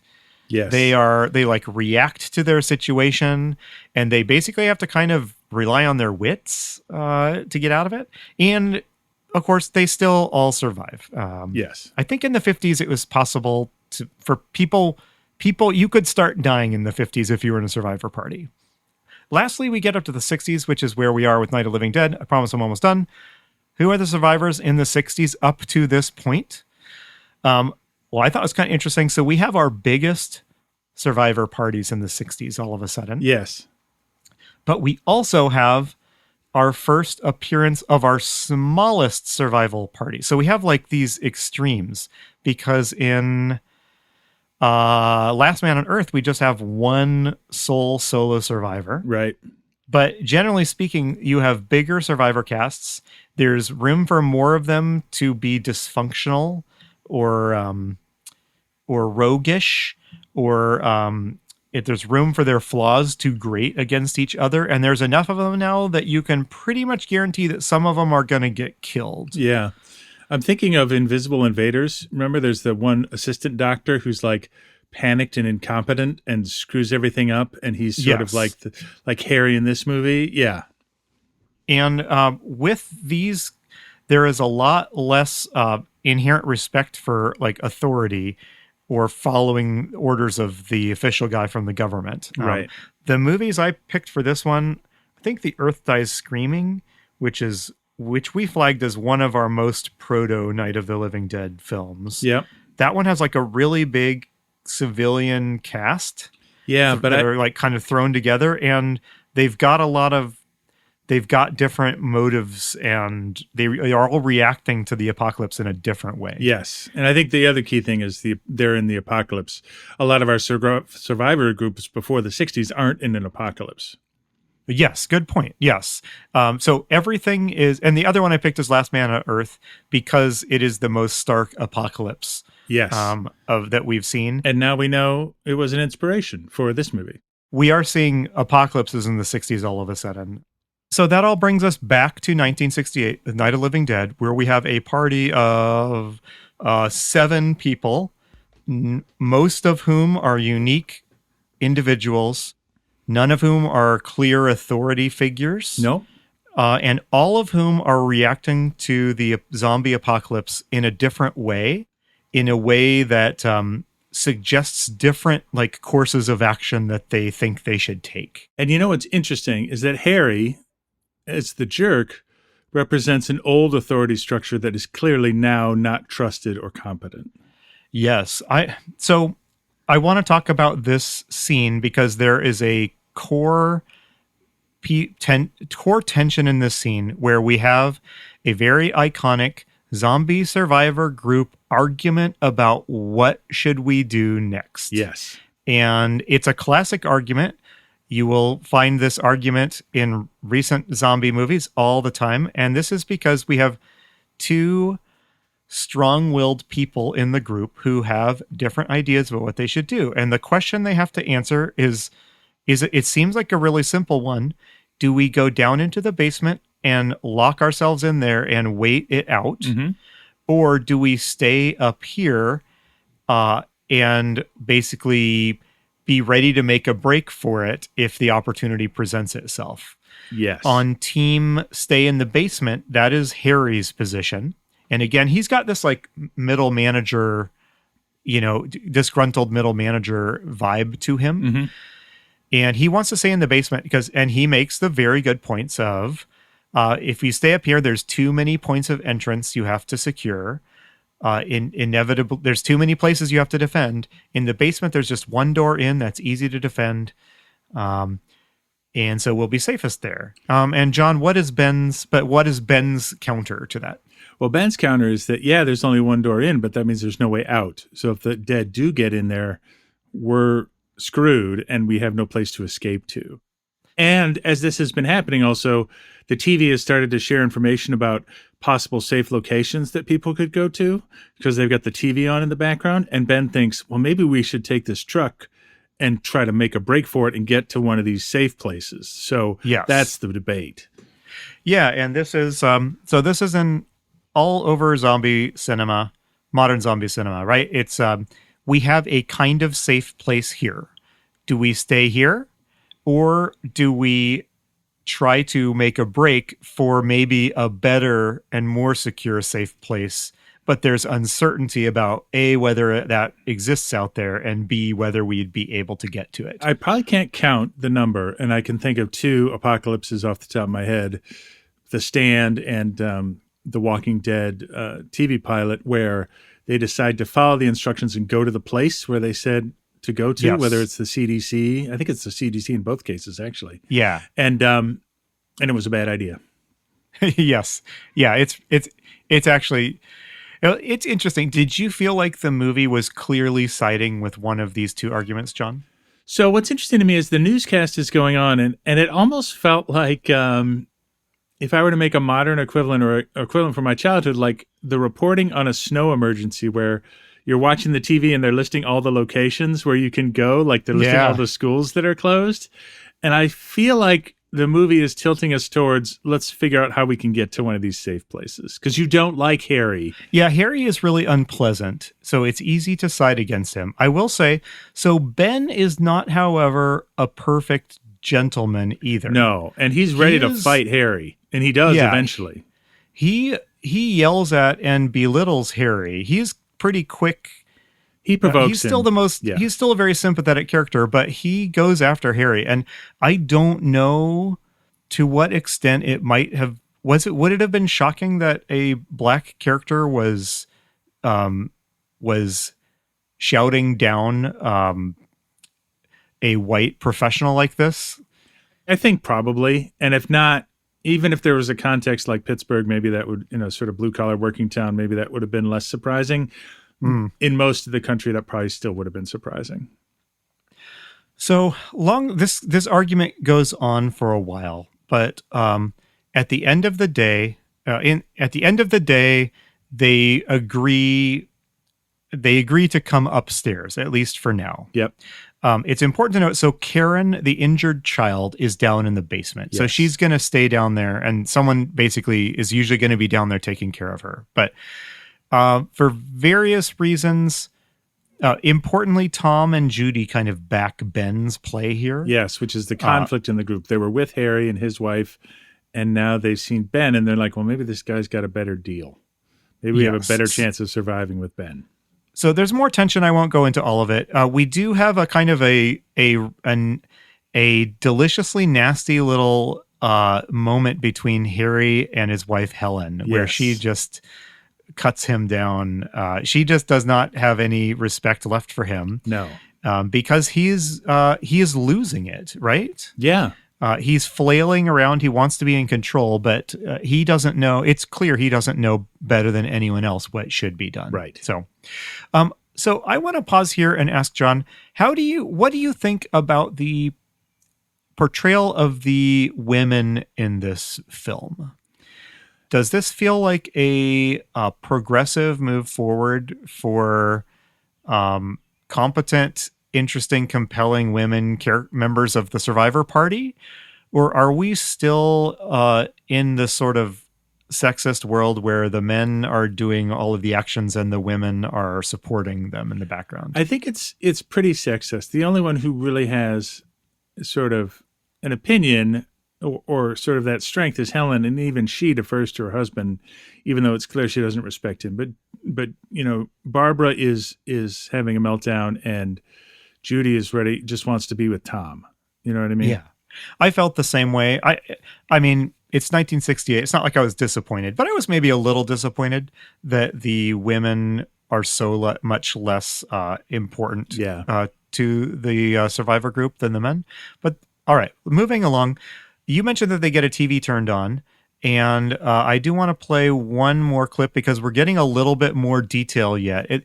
The details of the zombie apocalypse are being kind of unfolded for us piecemeal, if that metaphor makes sense. So let's go ahead and hear the news clip. I think we have some late word just arriving, and I'll interrupt to bring this to you. This is the latest disclosure in a report from National Civil Defense Headquarters in Washington. It has been established that persons who have recently died have been returning to life and committing acts of murder. A widespread investigation of reports from funeral homes, morgues, and hospitals has concluded that the unburied dead are coming back to life and seeking human victims. Apparently that guy was actually a newscaster, and he wrote his own copy based on the details that George gave him. It sounded pretty good. Yeah. We do get quite a bit of footage here of reporters in Washington hounding some officials.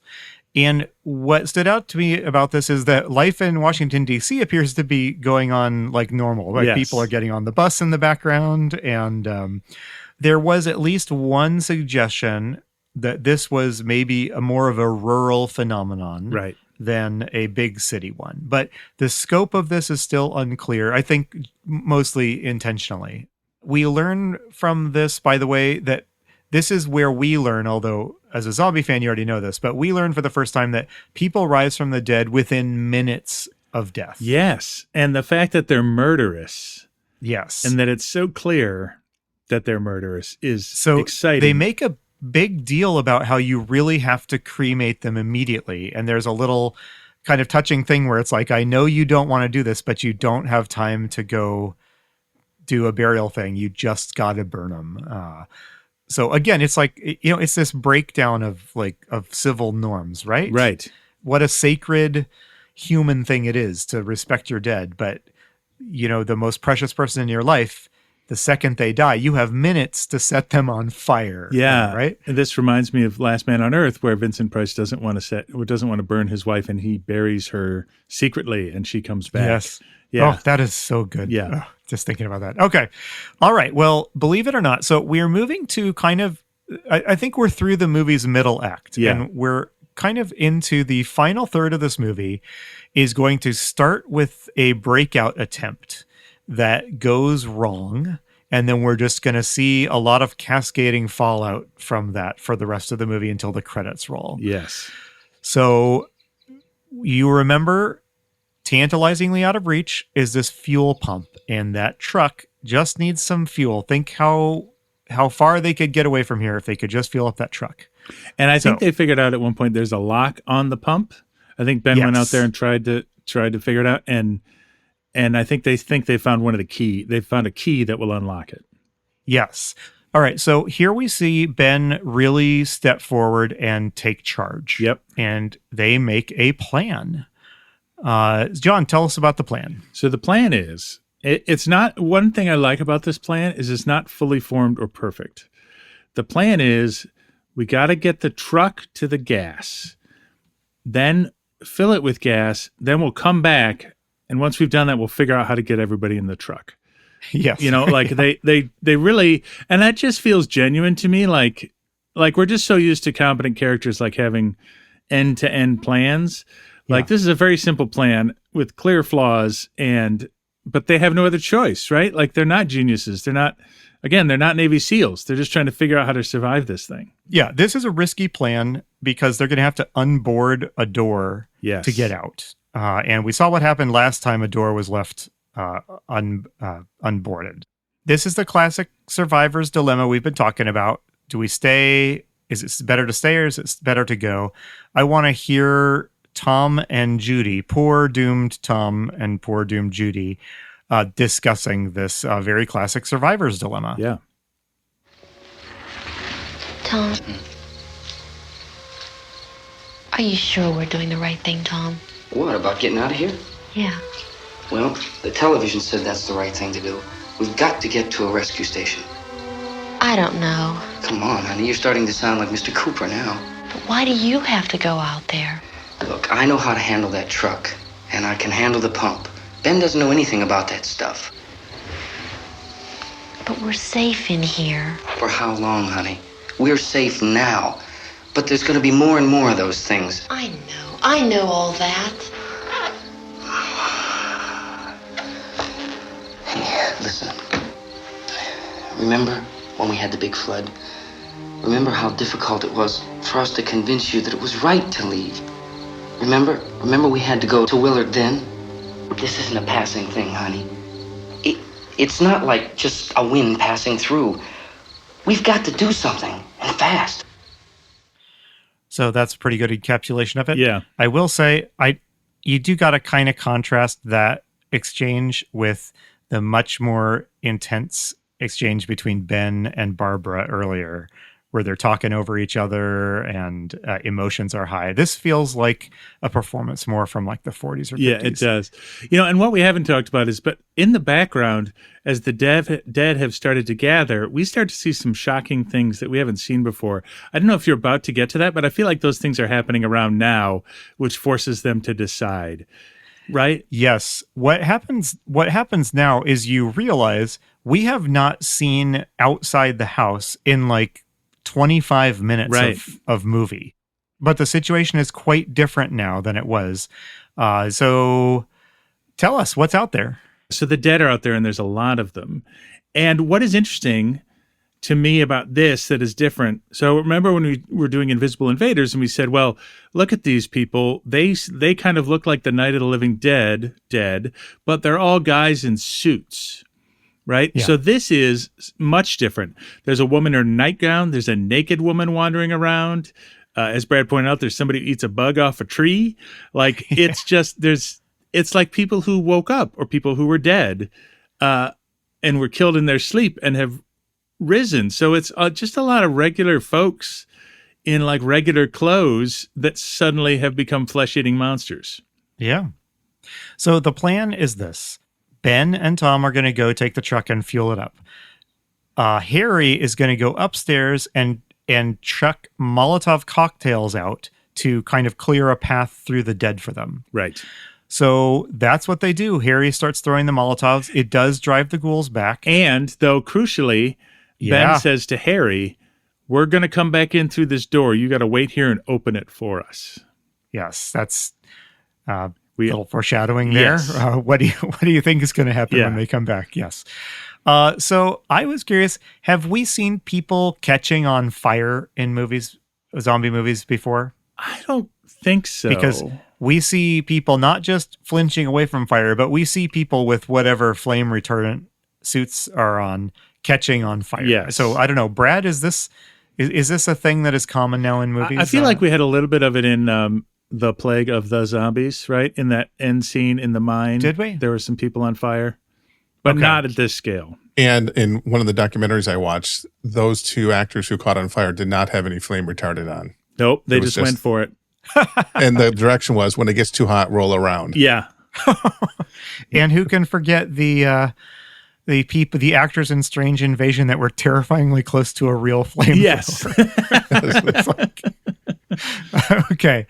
Ben and Tom run for it. They're immediately swarmed, despite the Molotovs.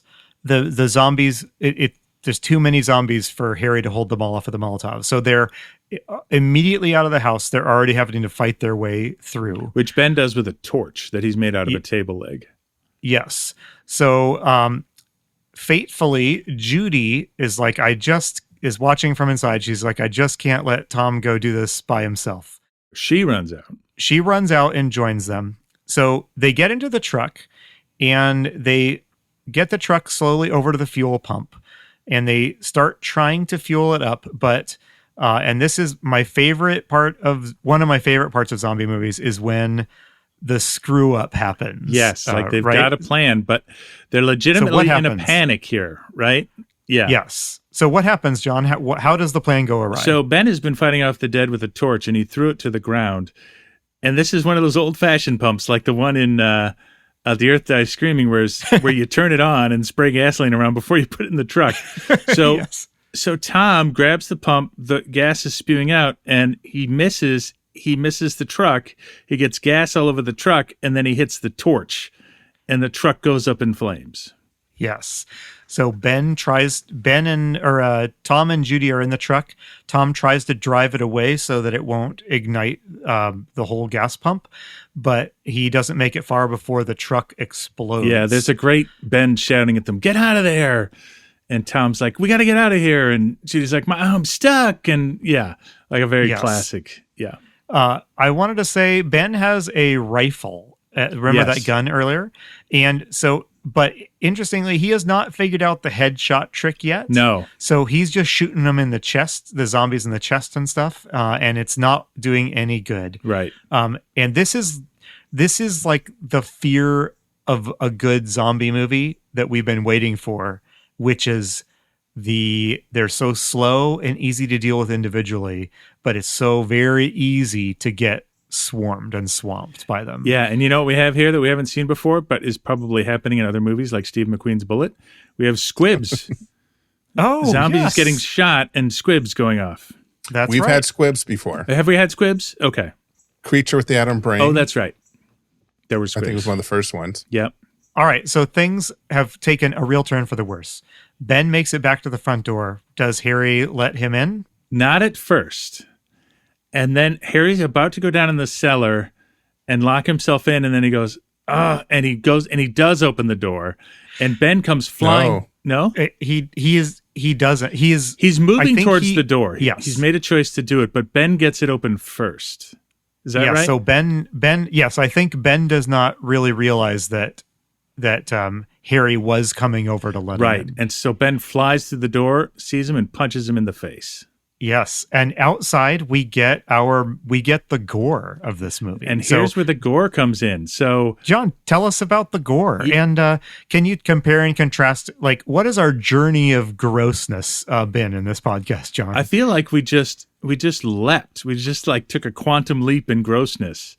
Yeah. So what happens is the zombies are fighting over Judy and Tom's dead bodies and grabbing viscera and stuff. And then we get extended scenes. There's one where a zombie's chewing on like what is clearly like a cow bone or something. There's another one where somebody's like snarfling on what looked like intestines. Yes. And apparently one of the backers was the owner of the local butcher shop. So he just brought nasty stuff, like all that's real meat and stuff that those people are gnawing on. There's somebody who takes a big bite out of a raw liver. Like it's pretty gross. Yeah. I mean, it's a little laughable today, but it's a step up for us in a big way.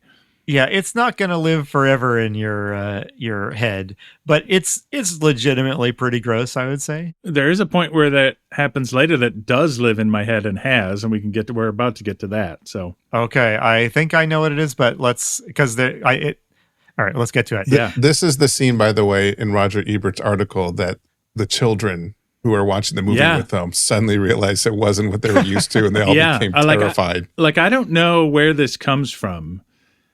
I don't know if there's other films. Maybe there have been Italian films with tons of gore that we just haven't seen yet. But this is the next level and sets the tone for the next 20 years. And we're like an hour and 15 minutes into the movie, and up to this point, it's had a couple of like slightly gross moments. But this is like 60 seconds of gross stuff. Let's just linger on people chewing on stuff. Yeah. Okay, but back at the house. Things are pretty bad, all right? So Harry is knocked out, remember? Yep. So what are they going to do now? Their options are limited, so they start going through the options. Can they make it to Barbara's car? Barbara is still pretty out of it, and I don't think she could direct them to the car even if she wanted to. Right. So Ben is still trying to make a plan. Like, he is the planner, and you can tell that he is panicked, but he is trying to look for the way out of this. Yeah. Barbara, I think, is just completely gone now to her delusions, I'd say. Yeah. And this is where somebody drops a little piece of information that, if you're a zombie movie fan, sends a little shiver of excitement down your spine. Someone mentions that young Karen isn't just down there sick with a cold or something. She was bitten by a zombie. Was bitten. Yes. So let us pause and talk about Contagion, John. I know. I feel like so many things in this movie. Like I've been saying, oh, this feels like a little bit like The Last Man on Earth, or we did get zombies kind of like this in Invisible Invaders. This feels like it comes out of nowhere. Yeah. The idea that if a zombie bites you, you become infected. It's like rabies. He's taken the concept of rabies and like made a contagion, because the zombies originally, right, were caused by radiation from a probe that had gone to Venus, right? Yeah. But now we found out if one of them bites you, then you become a zombie. And I was prepared to come into this episode and be like people say that this was just like this came out of the blue, right? And there was no precedent. And I was prepared to say like, well, there are a lot of precedents, right? If you sort of piece these things together. But this is wholly new as far as I can tell. Yep. Agreed. A lot of things happen in rapid succession because we're actually just a few minutes away from the finality of the movie now. First of all, in the background, we do get one final little news info dump. It's a short one. So let's hear it, because the survivors finally learn the key fact about how to deal with the dead. Right. The Survival Command Center at the Pentagon has disclosed that a ghoul can be killed by a shot in the head or a heavy blow to the skull. Officials are quoted as explaining that since the brain of a ghoul has been activated by the radiation, the plan is kill the brain and you kill the ghoul. And there you have it. Now, I could state some precedent for that, right? Because we had Revenge of the Zombies, where John Carradine explicitly says that. But I think this is still also a jump because it hasn't been that clear cut. I think so too. We've talked about this is not the first time the brain has been identified as an important or even key part of a zombie. But it's the first time we see people leveraging that information. Exactly. Yeah. In the course of this news update, we do learn something important, which is that militia groups are forming to clear out zombies. Right. So there's enough law and order is maybe starting to come back to some extent. And this is another thing where George kind of fibs, right? He says, well, wasn't trying to make a countercultural statement, but it's a bunch of police officers with dogs hunting other people. 100%. And they're 100% white. And they're 100% white. Yeah. Yeah. So there's no question in my mind that this feels like news footage that somebody would see in the South. Yes. 100%. In 1966 or something. Yeah. If he denies that, he's making that up. He's fibbing it. Okay. So the power goes out. Harry has like become conscious again, and he rants about how Ben has caused all the disasters so far. Right. He's not entirely wrong. No, right. Again, that's the thing he's about the Harry. jerk, but like it was Ben's plan, and the plan went disastrously wrong. So Harry, outside, the ghouls are. This is all taking place. The pressure is really mounting, and the tension as you watch is really going up, because while this is happening, the ghouls are all just like they've surrounded the house. They're just hammering on it. Right. You see hands like reaching through boarded up windows, that sort of thing.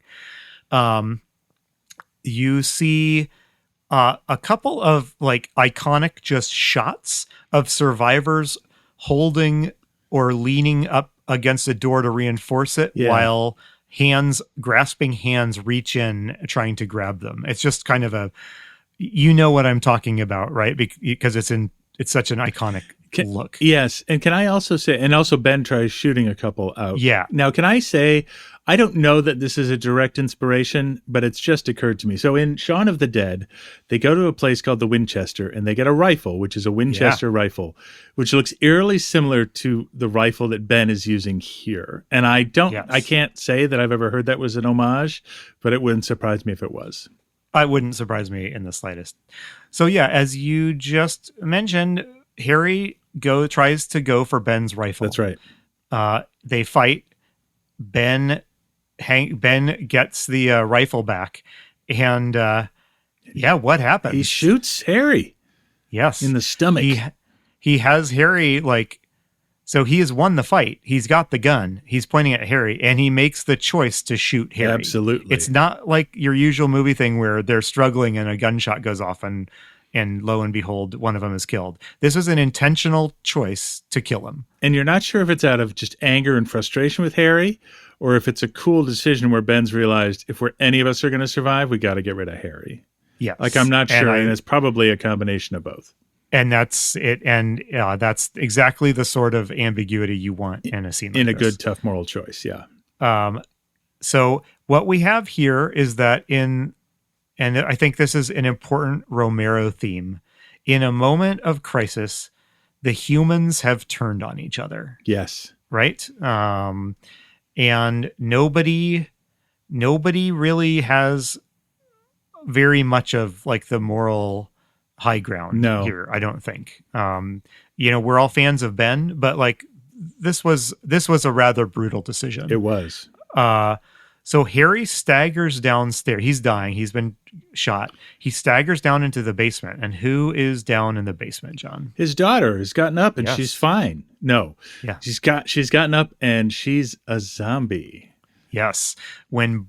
So we don't see him for a minute, but then I think Judy races downstairs. No, it's isn't it Helen? Or Helen races downstairs, and she sees Karen, now a zombie child.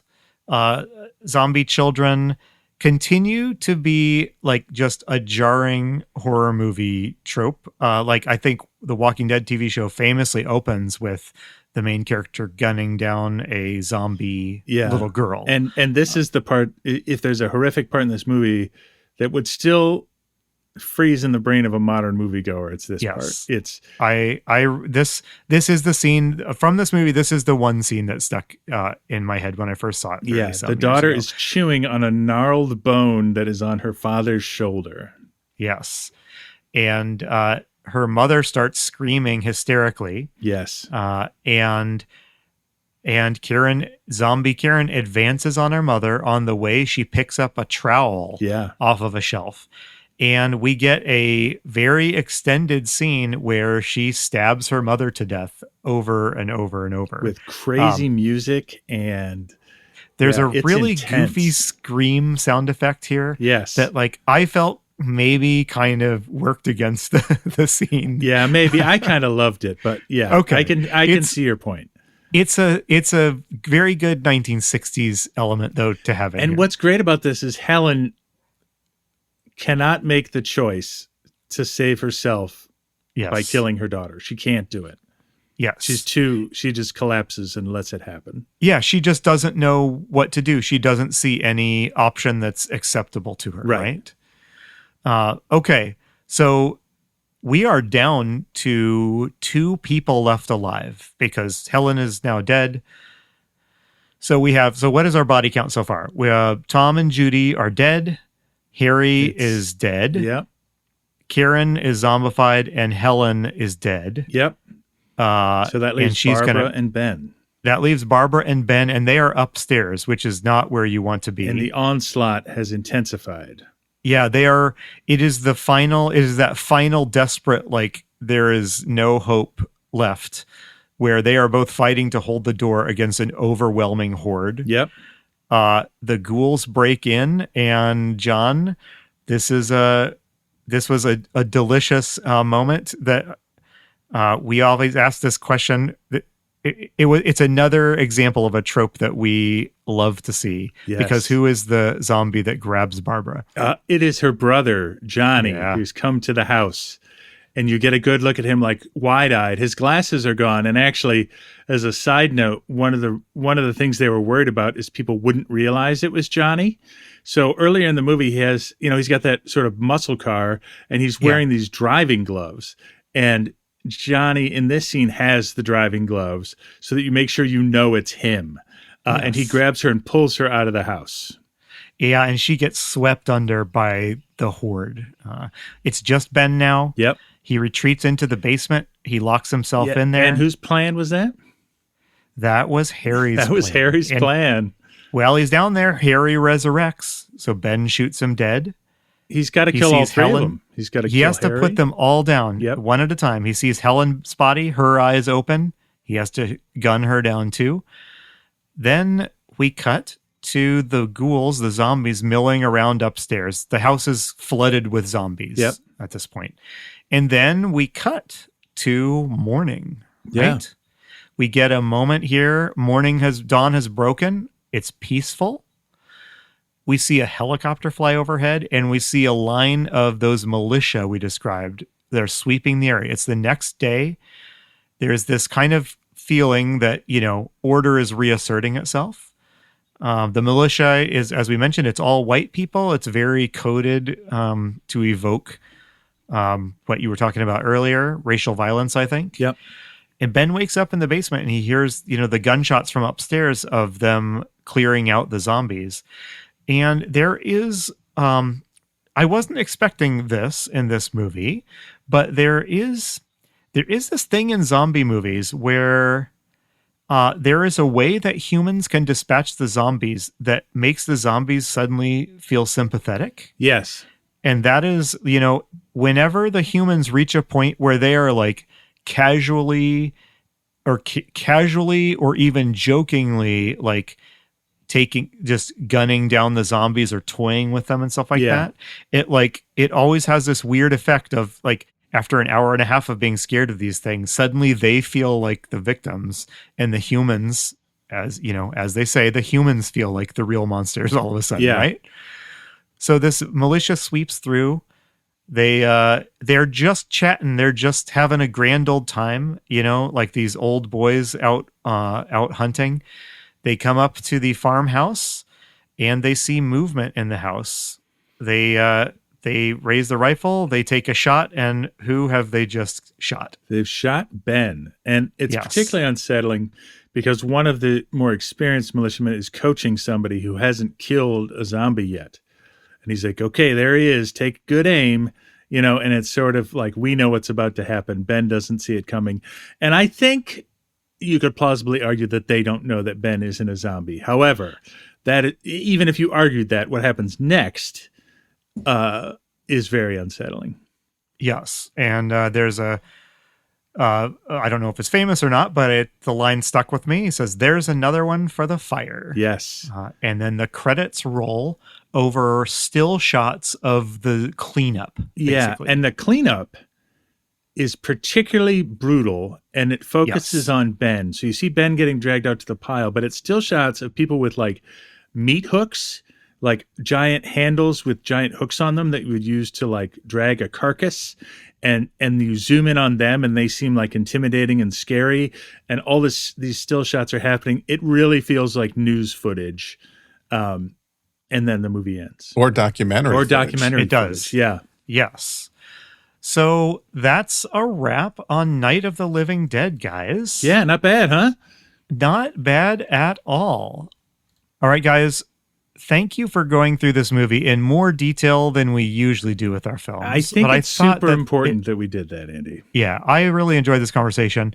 We always wrap up every episode with a series of questions that ask us to sort of take a look at the tropes and themes of the film and slot them in the timeline of zombie film. So let's do that here. John, in Night of the Living Dead, is there a hero party? There is absolutely a hero party that any modern zombie fan would recognize. How does the party do? Real bad. They all die. Ben survives, but only for a day. Now, with the exception of The Last Man on Earth, which has a different feel to it. Right. This is our first full fatality hero party. Am I correct? I believe you're correct. At least in the traditional zombie movie sense. I think. Well, in the Zombies Immortale, the treasure hunters all died, but some people survived, though. But some people survived, for sure. Yeah. All right, so how many... Well, you already answered this. Nobody survives of the hero party. Well, can we just say that Ben actually survives the zombies? He does. He does not survive his fellow man. Society and fellow man. Yeah. I count... When I asked that, I count that as like a zombie movie fatality. If the ignorance or perfidy of your fellow man has gotten you killed, that counts. Yes. Yes. Okay. So, John, let's talk about the zombies. First of all, what kind of zombie are we dealing with in Night of the Living Dead? We're dealing with a reanimated corpse that is reanimated by radiation from space. So it's like science, but not created science by a human mad scientist. Correct. It is it almost feels mystical, and then also dead can be created by other dead, which is the first time we've explicitly had that in right. I don't think there's been another time where I think that's a jump. I think that is a jump too. The Last Man on Earth sort of hinted at it because they weren't really zombies; they were vampires. Yes. Yeah. So you could say it's a move. It's a shift from the vampire to the ghoul that makes it seem fresh. But I think this particular instance where you just get bitten once anywhere on your body and you die and become a zombie is new. Does this feel this? So this is a jump. Yes. The dead spreading the contagion by biting you is a jump. Do you think that the idea of this is born out of the vampire, or is this something different? I don't know. And it's hard to say because having them be reanimated corpses, because vampires can make Renfields, they can draw the life out of somebody without killing them and turn them into their vassals, right?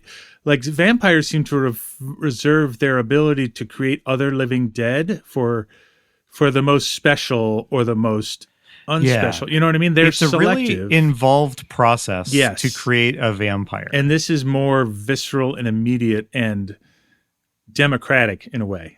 Yeah, exactly. That's a good way to put it. Yeah. How are zombies destroyed or killed in this movie? A shot through the head. Is there a zombie horde? A massive one. Yes. What's the speed of these zombies? Are these slow, regular human speed, or are these fast zombies? They're a little slow, but at times they can be regular human speed. Like when the first one is chasing Barbara to her car, he's not running, but he's also not shuffling like the slowest zombie in the world. Yes, you know they're not shambling like the 30s or 40s zombies. He's awkward, his coordination is bad, but he does have almost normal human movement. we have reached the point where it is believable that you could get caught by a zombie. Yes, I think so. You could outrun them for a while, but like as we've said before, but if you back yourself into a corner or something like that, you can get bad real fast. Yep. All right. Can zombies return to human? No. All right. We've kind of already said this, but so we've identified the contagion as a new zombie first. Right. Any other firsts that we see? I think now there was in White Zombie a loved one that turned against you, right? One of the women gets hypnotized and tries to murder her. Yeah, we've had a few iterations of that, but this is the real first terrifying, most visceral example of a loved one turning against you that really looks like something you would see in a movie today, right? Yeah. Karen, the daughter killing Helen is leagues past anything we've seen so far. Yeah, it has all of the the horror that previous loved ones turning against you have not had. Yes. Well, and I think part of that's because of one of the other firsts. We have a child zombie. Oh, of course. Good call. I mean, I think, Brad. again, Yes. like Invisible Invaders, we had a bunch of zombies. They were all guys. Now we've got, let's just say, a diverse group of zombies. So these are not our first cannibal zombies. Do I remember that our first cannibal zombies were way back in Bowery at Midnight? Yes. Bowery at Midnight, although it's not explicit in that film. They you say have to pay it. attention to know. Yeah, you have to Is pay this attention. the first time we have seen zombies eating victims? I believe Yes. so, yeah. Like we've seen them strangle people and kill people, but we haven't seen them devour them. I don't think they could have showed that. All right, a couple more questions, John. John, is there an apocalypse? Is the world threatened in this movie? So that's a hard yes, and I have more to say about that when we get to the pillars, but absolutely. Okay, so this is exciting because in addition to these questions, at the very beginning of this podcast, 60-some episodes ago, John, you laid out 4 pillars of the zombie movie. And we've been asking with each movie we've watched how many of these pillars are present in that movie. And I am pretty sure you took these pillars out of Night of the Living Dead. Yeah, I did. I mean, I took them out of Dawn of the Dead, right, that we first started Yes. when I watched that movie. But this is the origin of those, clearly. So let's quickly, we've already answered these, so I don't think we need to dwell in too much depth. But John, in Night of the Living Dead, is there contagion? There is absolutely contagion, and it's the first type of contagion. It's really our first contagion. Yeah. All right. This in Night of the Living Dead, are there tough moral choices? Yes, all over the place. A ton of them. Yeah. Yes. It's all about the interaction of people and the Yeah. choices they make against each other. Do you have a favorite, like, tough moral choice from this movie? Ben choosing to shoot Harry is so visceral. He's angry, and he's like, and you could take it as he's just wants revenge, but I really think he's making a calculation to say, if I want to survive this guy has to die. Yes. You know? Agreed. I think I would cite that one as well. I do like, it's maybe not a moral choice, but it has some weight to it. Yeah. Just that decision of like, do we stay or do we go? Yes. Because it's truly not clear which is the right thing to do. I like Helen's choice to not do anything and let her daughter kill her because she can't harm her child. That one's really tough too. Even though her child is a zombie. Oof. Yeah, that was a good scene. John, in this movie, is there an apocalypse? Absolutely. And very explicitly the beginning of an apocalypse. We've seen some apocalypse before, right? We had Invisible Invaders that we keep talking about. We have A Creature with the Atom Brain has a little apocalypse action going on. I said it in an earlier comment about an interview where he said, Last Man on Earth has the end of the apocalypse. I wanted to see the first day. And I think that's the other really big innovation of this movie is introducing the developing apocalypse as part of the zombie contagion in a way that we haven't seen before. Like it's not completely new because he even said it himself. Last Man on Earth is the same kind of thing, but it is his fixation on how it happened is what carries the apocalypse theme through the rest of zombie movies for the next 40 years. Do you think, well, all right, let me get through the pillars. Then I have a kind of a reflection question for you that kind of touches on that. All right. Lastly, does this movie feature loved ones turning against you? Yes. As we've said multiple times, in the most terrifying way possible, a child turning on their parent. And we have a brother turning on his sister. And we have, allies turning on each other as well. So a whole bunch of it. Now, this is only the second movie to get 4 yeses, a yes for each of the pillar categories. The other was The Last Man on Earth. And that makes total sense. That was also, by coincidence, that was also one of the other best movies we've watched. Yes. And Romero talks about having read the book, The Last Man on Earth. Yeah, he mentions both that movie, but he talks about Richard Matheson a lot as well. Yeah. Normally, I turn it over to you and you'd ask me some question about the 60s, and we could do that in a sec. However, I want to ask you like a reflection question on this one. Do you think, is this a nihilistic movie? Because so at the beginning, you read a quote that said this was I think, hopeless and nihilistic film. And I absolutely understand why someone would write that. Do you think that that's true? I don't think George Romero believes in the nobility of the human spirit in his art. You know what I mean? Yep. He is just a no-nonsense kind of guy. And if it's nihilistic, it's not because he's G.G. Allen and like worships death or something. He just, in a very common sense way, says humans would just wipe each other out in this difficult situation. Just as a matter of common sense to him. I get this same feel from basically all of his zombie movies and from that zombie novel. Yes. Like, I don't think he changed his fundamental idea of how humans would behave in these situations across his entire career of making these films. But at the same time, this is like a humanist movie that is not entirely... I just don't feel that this is like a black movie. He doesn't hate his characters. He just presents them warts and all. They're not particularly dark or nihilistic. They're just people. What sets us apart, I think of the Dawn of the Dead remake we watched by visionary director Zack Snyder. And do you remember at the end of that movie, it really rubbed me the wrong way.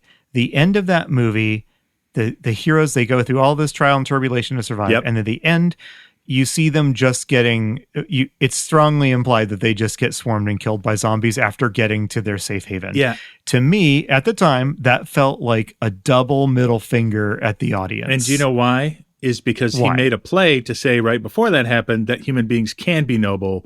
Look at our hero. I'm going to sacrifice myself. Yeah. And I'm going to shoot myself so nobody else gets affected and they escape. So he sets up that human nobility and then he throws it out the window in a very nihilistic way. George Romero does not set up some sort of nobility. He's just, it's almost news-like. He's reporting the facts as he thinks they would play out. I think what makes the Dawn of the Dead remake, and there's other examples I could cite, feel nihilistic. Whereas to me, Night of the Living Dead feels pessimistic. Is in the Dawn of the Dead remake, it's made clear there is no possible way for humans to survive. Right. Whether they behave nobly or badly, they're dead. There's no hope. And everything was just, any moment of safety or hope was just a sad joke. Night of the Living Dead, there is a path to hope. There is a path to survival. That path is humans cooperating and working together. It is absolutely possible for these people to have survived, but their human flaws maybe make that impossible, or they make it a very, very tall order. But they don't say this is hopeless. They just say the hope is very hard to grasp, and it might be too much for most people. Right. At least that's my take on this. What do you think about that? And also, like, they're also subject to just bad luck. The bit at the fuel pump is just bad luck, made with the best of intentions. You know what I mean? So I agree with you. I would say though that in the context of films in the late 60s, there were some big films where the heroes died at the end. Yes. Butch Cassidy, the Sundance Kid, but they went out in a blaze of glory. You have Bonnie and Clyde, who were killed at the end, but they were also criminals. Yeah. So the audience can accept and be satisfied with those endings. And this one, I believe, the hero dies sort of unjustly and unfairly. Yeah. And I think for the audience point of view, it is extremely bleak. Yeah. I can accept that. Last question, and then we'll move to our final things. Last question. Do you think that this apocalypse, do you think that Earth is doomed, or do you think that order is being restored at the end of this movie? I think order is being restored. I think so, too. And I think George maybe made that compromise to keep the movie from being completely bleak. Yeah. And he makes a different choice after this movie. Yes, I think that's how I would answer the question too. All right, let's very quickly go through our 1960s questions, John. Yeah, go for it. Because just as I've gotten all my pillars in the exact way that I want them finally, I think you're going to get your 60s questions pretty good too. So start with an obvious one. Increase in violence and grittiness. Does this film have any of that in it, Andy? Oh, just a smidge. Yeah. But no, just, absolutely. Not only does this movie have a fair amount of violence and gruesomeness, it's a definite uptick from what we've seen before. Yeah, absolutely. Now, just to jump in, you were asking about, was this having other films? Herschel Gordon Lewis was doing pretty gory stuff in horror films. Okay. We just haven't seen it in zombie films. Gotcha. Okay. All right. So about questioning of authority. Yes. Yeah, this film is all about traditional power structures, right? And how. Yep. Yeah. So just to go over it briefly, since we've already talked about a lot of these things, the national government doesn't seem to be can't be counted on to help or even know what's going on. Right. The local government is a bunch of, racist coded militia gangs. Right. Yeah. And these people are on their own. Yeah. And even the survivors that are coded with a little bit of authority, like Harry, turn out not to be useful at all in the grand scheme of things. And Harry's the one who questions the authority of the TV announcer, right? Well, they want us to go out there. Forget it. We're staying here in the cellar.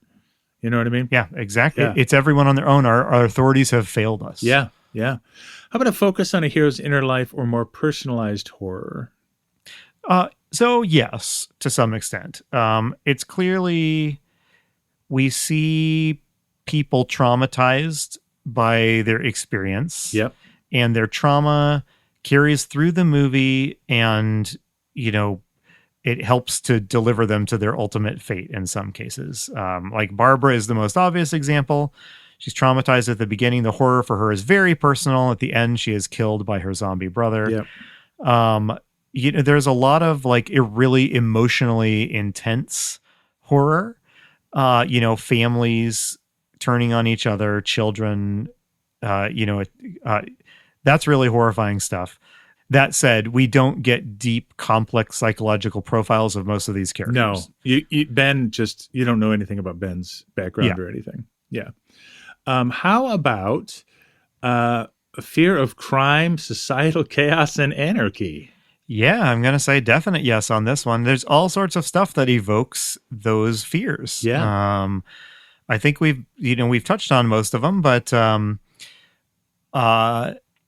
don't know. I mean, do you have anything further to say? I mean, the undead are easy stand-ins, for societal, for crime and chaos. The having random people rise from the dead and attack you is a description of anarchy, right? Right, exactly.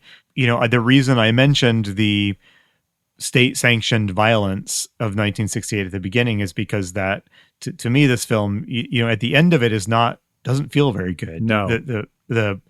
At the end, the state, is let's clearing out the zombies, but it suddenly doesn't feel very good, right? No, they're doing it very gleefully and in an unsettling way. Yeah.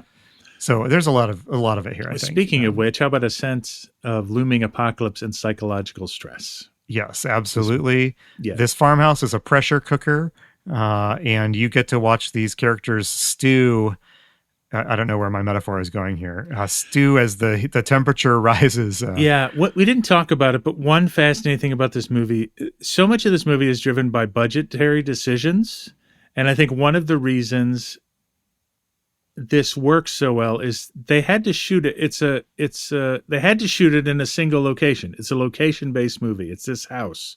They didn't have a choice, and that's not unique. But what it does is it sort of makes all of these things, the looming sense of apocalypse and psychological stress, sort of get created by the fact that they made the choice out of a budgetary restriction to have it be a single location. You know what I mean?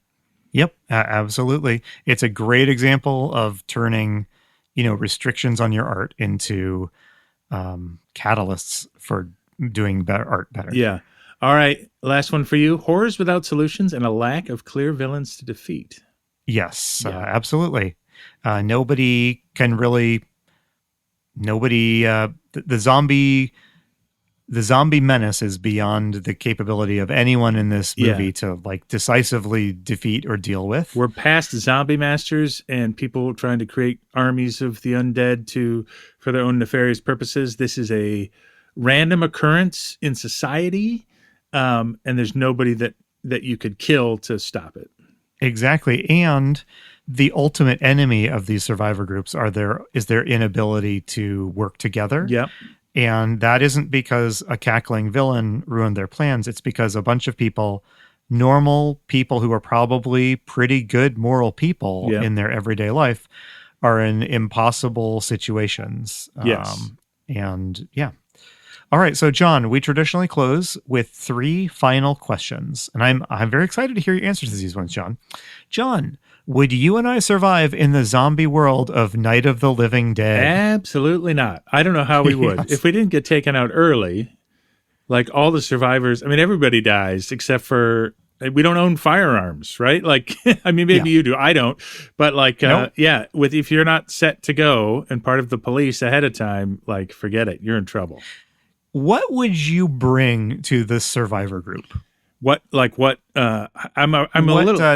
talent or what would be the thing you contribute to the group? Could you bring anything, not an object? John is big. It can lean on a door and keep it from I can do that. opening. And I actually have a secret superpower that helps me at work that might help. I'm decisive. If we're faced with a decision, you could argue me out of it, but if often in a circumstance like this, people won't be able to make a decision, I just make a decision just so we can stop talking about it. I am a decisive person generally. So I actually think that's a great answer, and that is a quality that would help you in a situation. I'm also like this. 56 years old and 30 to 40 pounds overweight, so leaning against the door is the most I contribute to killing the dead. But yes. I was referring to your height. Yes, thank you. I didn't think you were trying to call me out. I took it as a compliment. But yes, I am completely toast. Unlike you, I am not decisive. I am the opposite of decisive. So I would be passive, yet somehow in the way of everybody else. Yeah. So, yeah.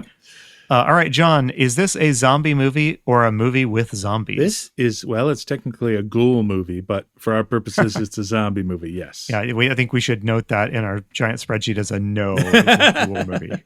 Or is it the zombie movie? I think it's the zombie movie. It is the zombie movie, yes. And lastly, do you recommend this movie? First, generally, just as a movie that's worth everyone going to watch. And secondly, do you think this movie has special appeal and value to our zombie-loving listeners? Yeah, strong yes to both. For our zombie-loving listeners, it's obvious. This is, even though we've been plotting a course where a lot of these things came up before, this is the leap forward that creates the genre. As for regular moviegoers, it is such a great... It's a good movie. It's a movie that has so many limitations that takes advantage of them to make the movie better. It is a great cultural artifact from the late 60s, and it's a great example of gonzo filmmaking. I think you should spend more time watching movies that aren't all that polished and great. It's a bit of a mess, but it works, And I just think for all those reasons, everyone should see it. If you can stand a little intestine shoot. Yes. If you have not seen this movie, and it's perfectly possible that if you didn't grow up when this movie was around or its sequels. Yeah, I saw the sequels maybe you grew first. up with The Walking Dead maybe, or maybe 28 Days Later is your main point of zombie reference. If you never saw this and you're wondering could it possibly hold any bite if I've seen 300 seasons of The Walking Dead? The answer is yes. Yeah. It works. And it's worth, you should have watched it before you listened to our giant conversation where we spoiled all the plot details. But even with the spoilers, I think it's still, you could enjoy this movie. Yes. And this is one, I don't know about you, I would love to hear from our listeners about this movie. And like, because there's so much in this movie that I know we didn't talk about or that we missed. So if you have a different take on this, I'd really like to hear it. So, but hey guys, like all good things, this conversation must come to an end because it's time. That was a pretty scary movie, but can I ask a question before we wrap up? You might. Of all the movies we've seen so far, except for the first two, which were modern movies that you and I picked because we'd seen them before, were there any movies you'd seen before? Of all of the movies we've watched? Yeah. I had seen the Abbott and Costello one and obviously Producer Brad. I think the only one I had seen was Last Man on Earth. Yeah, me too.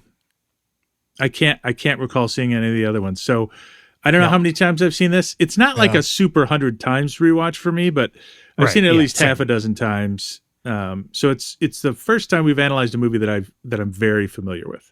I'm not even that familiar with this. I've seen it once or twice. Right. It's not my favorite zombie movie. Right. You know what I mean? Yeah. Like if so for me, I am a 28 Days Later like kid, I think. Yeah. So like I'm a little old, for this one. But I have seen it a couple of times. But I think that and Last Man on Earth are the only ones I've seen. And I think I appreciate it more due to all the film history we've been learning as we've gone through this. Yeah. And I think that really enhanced the experience for me. Yeah, absolutely. All right. Well, hey, we can't put it off any longer. It's time for the truly scariest part of this and every episode. That's when producer Brad tells us what movie we'll be watching next. And I am very eager to hear what it is. Well, actually, we can put it off for a moment because I have to answer a question from earlier in the episode about Shaun of the Dead. Oh, yeah. Oh. They did pay homage to this film because not only was there the Winchester, but the scene when Ed and Shaun are talking to Shaun's mother, Ed yells, "We're coming for you, Barbara." I'd forgotten that. Oh, I forgot that too.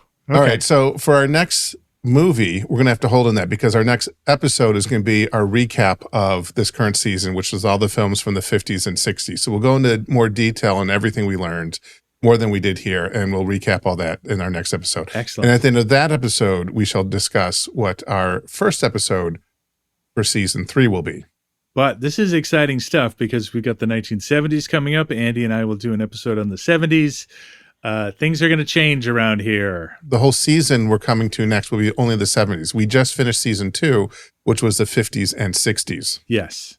So I'm curious. One thing I'll be tracking over the 1970s is how many of the films are from Italy. And can I just say, guys, I'm real worried about the 70s. I just have a bad feeling in my gut. Yeah. Like we've hit kind of a highlight here. I think we're going to go back to a little horror porno crossover land for a while. So we'll see. Yes, we'll see. Okay. So exciting news. First of all, as Andy said, we want to hear from you. So YouTube comments, Spotify comments, however you'd like to comment would be great. Instagram. However, the easiest way is to send us an email, zombiestrainspodcast@gmail.com.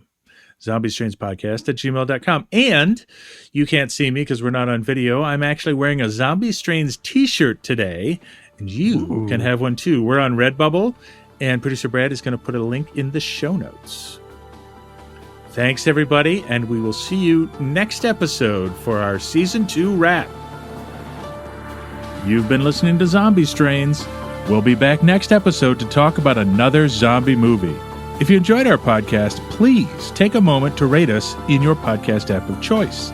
Tell a friend. Follow us on Instagram @zombiestrains. All of this helps like-minded people find the show. See you next time.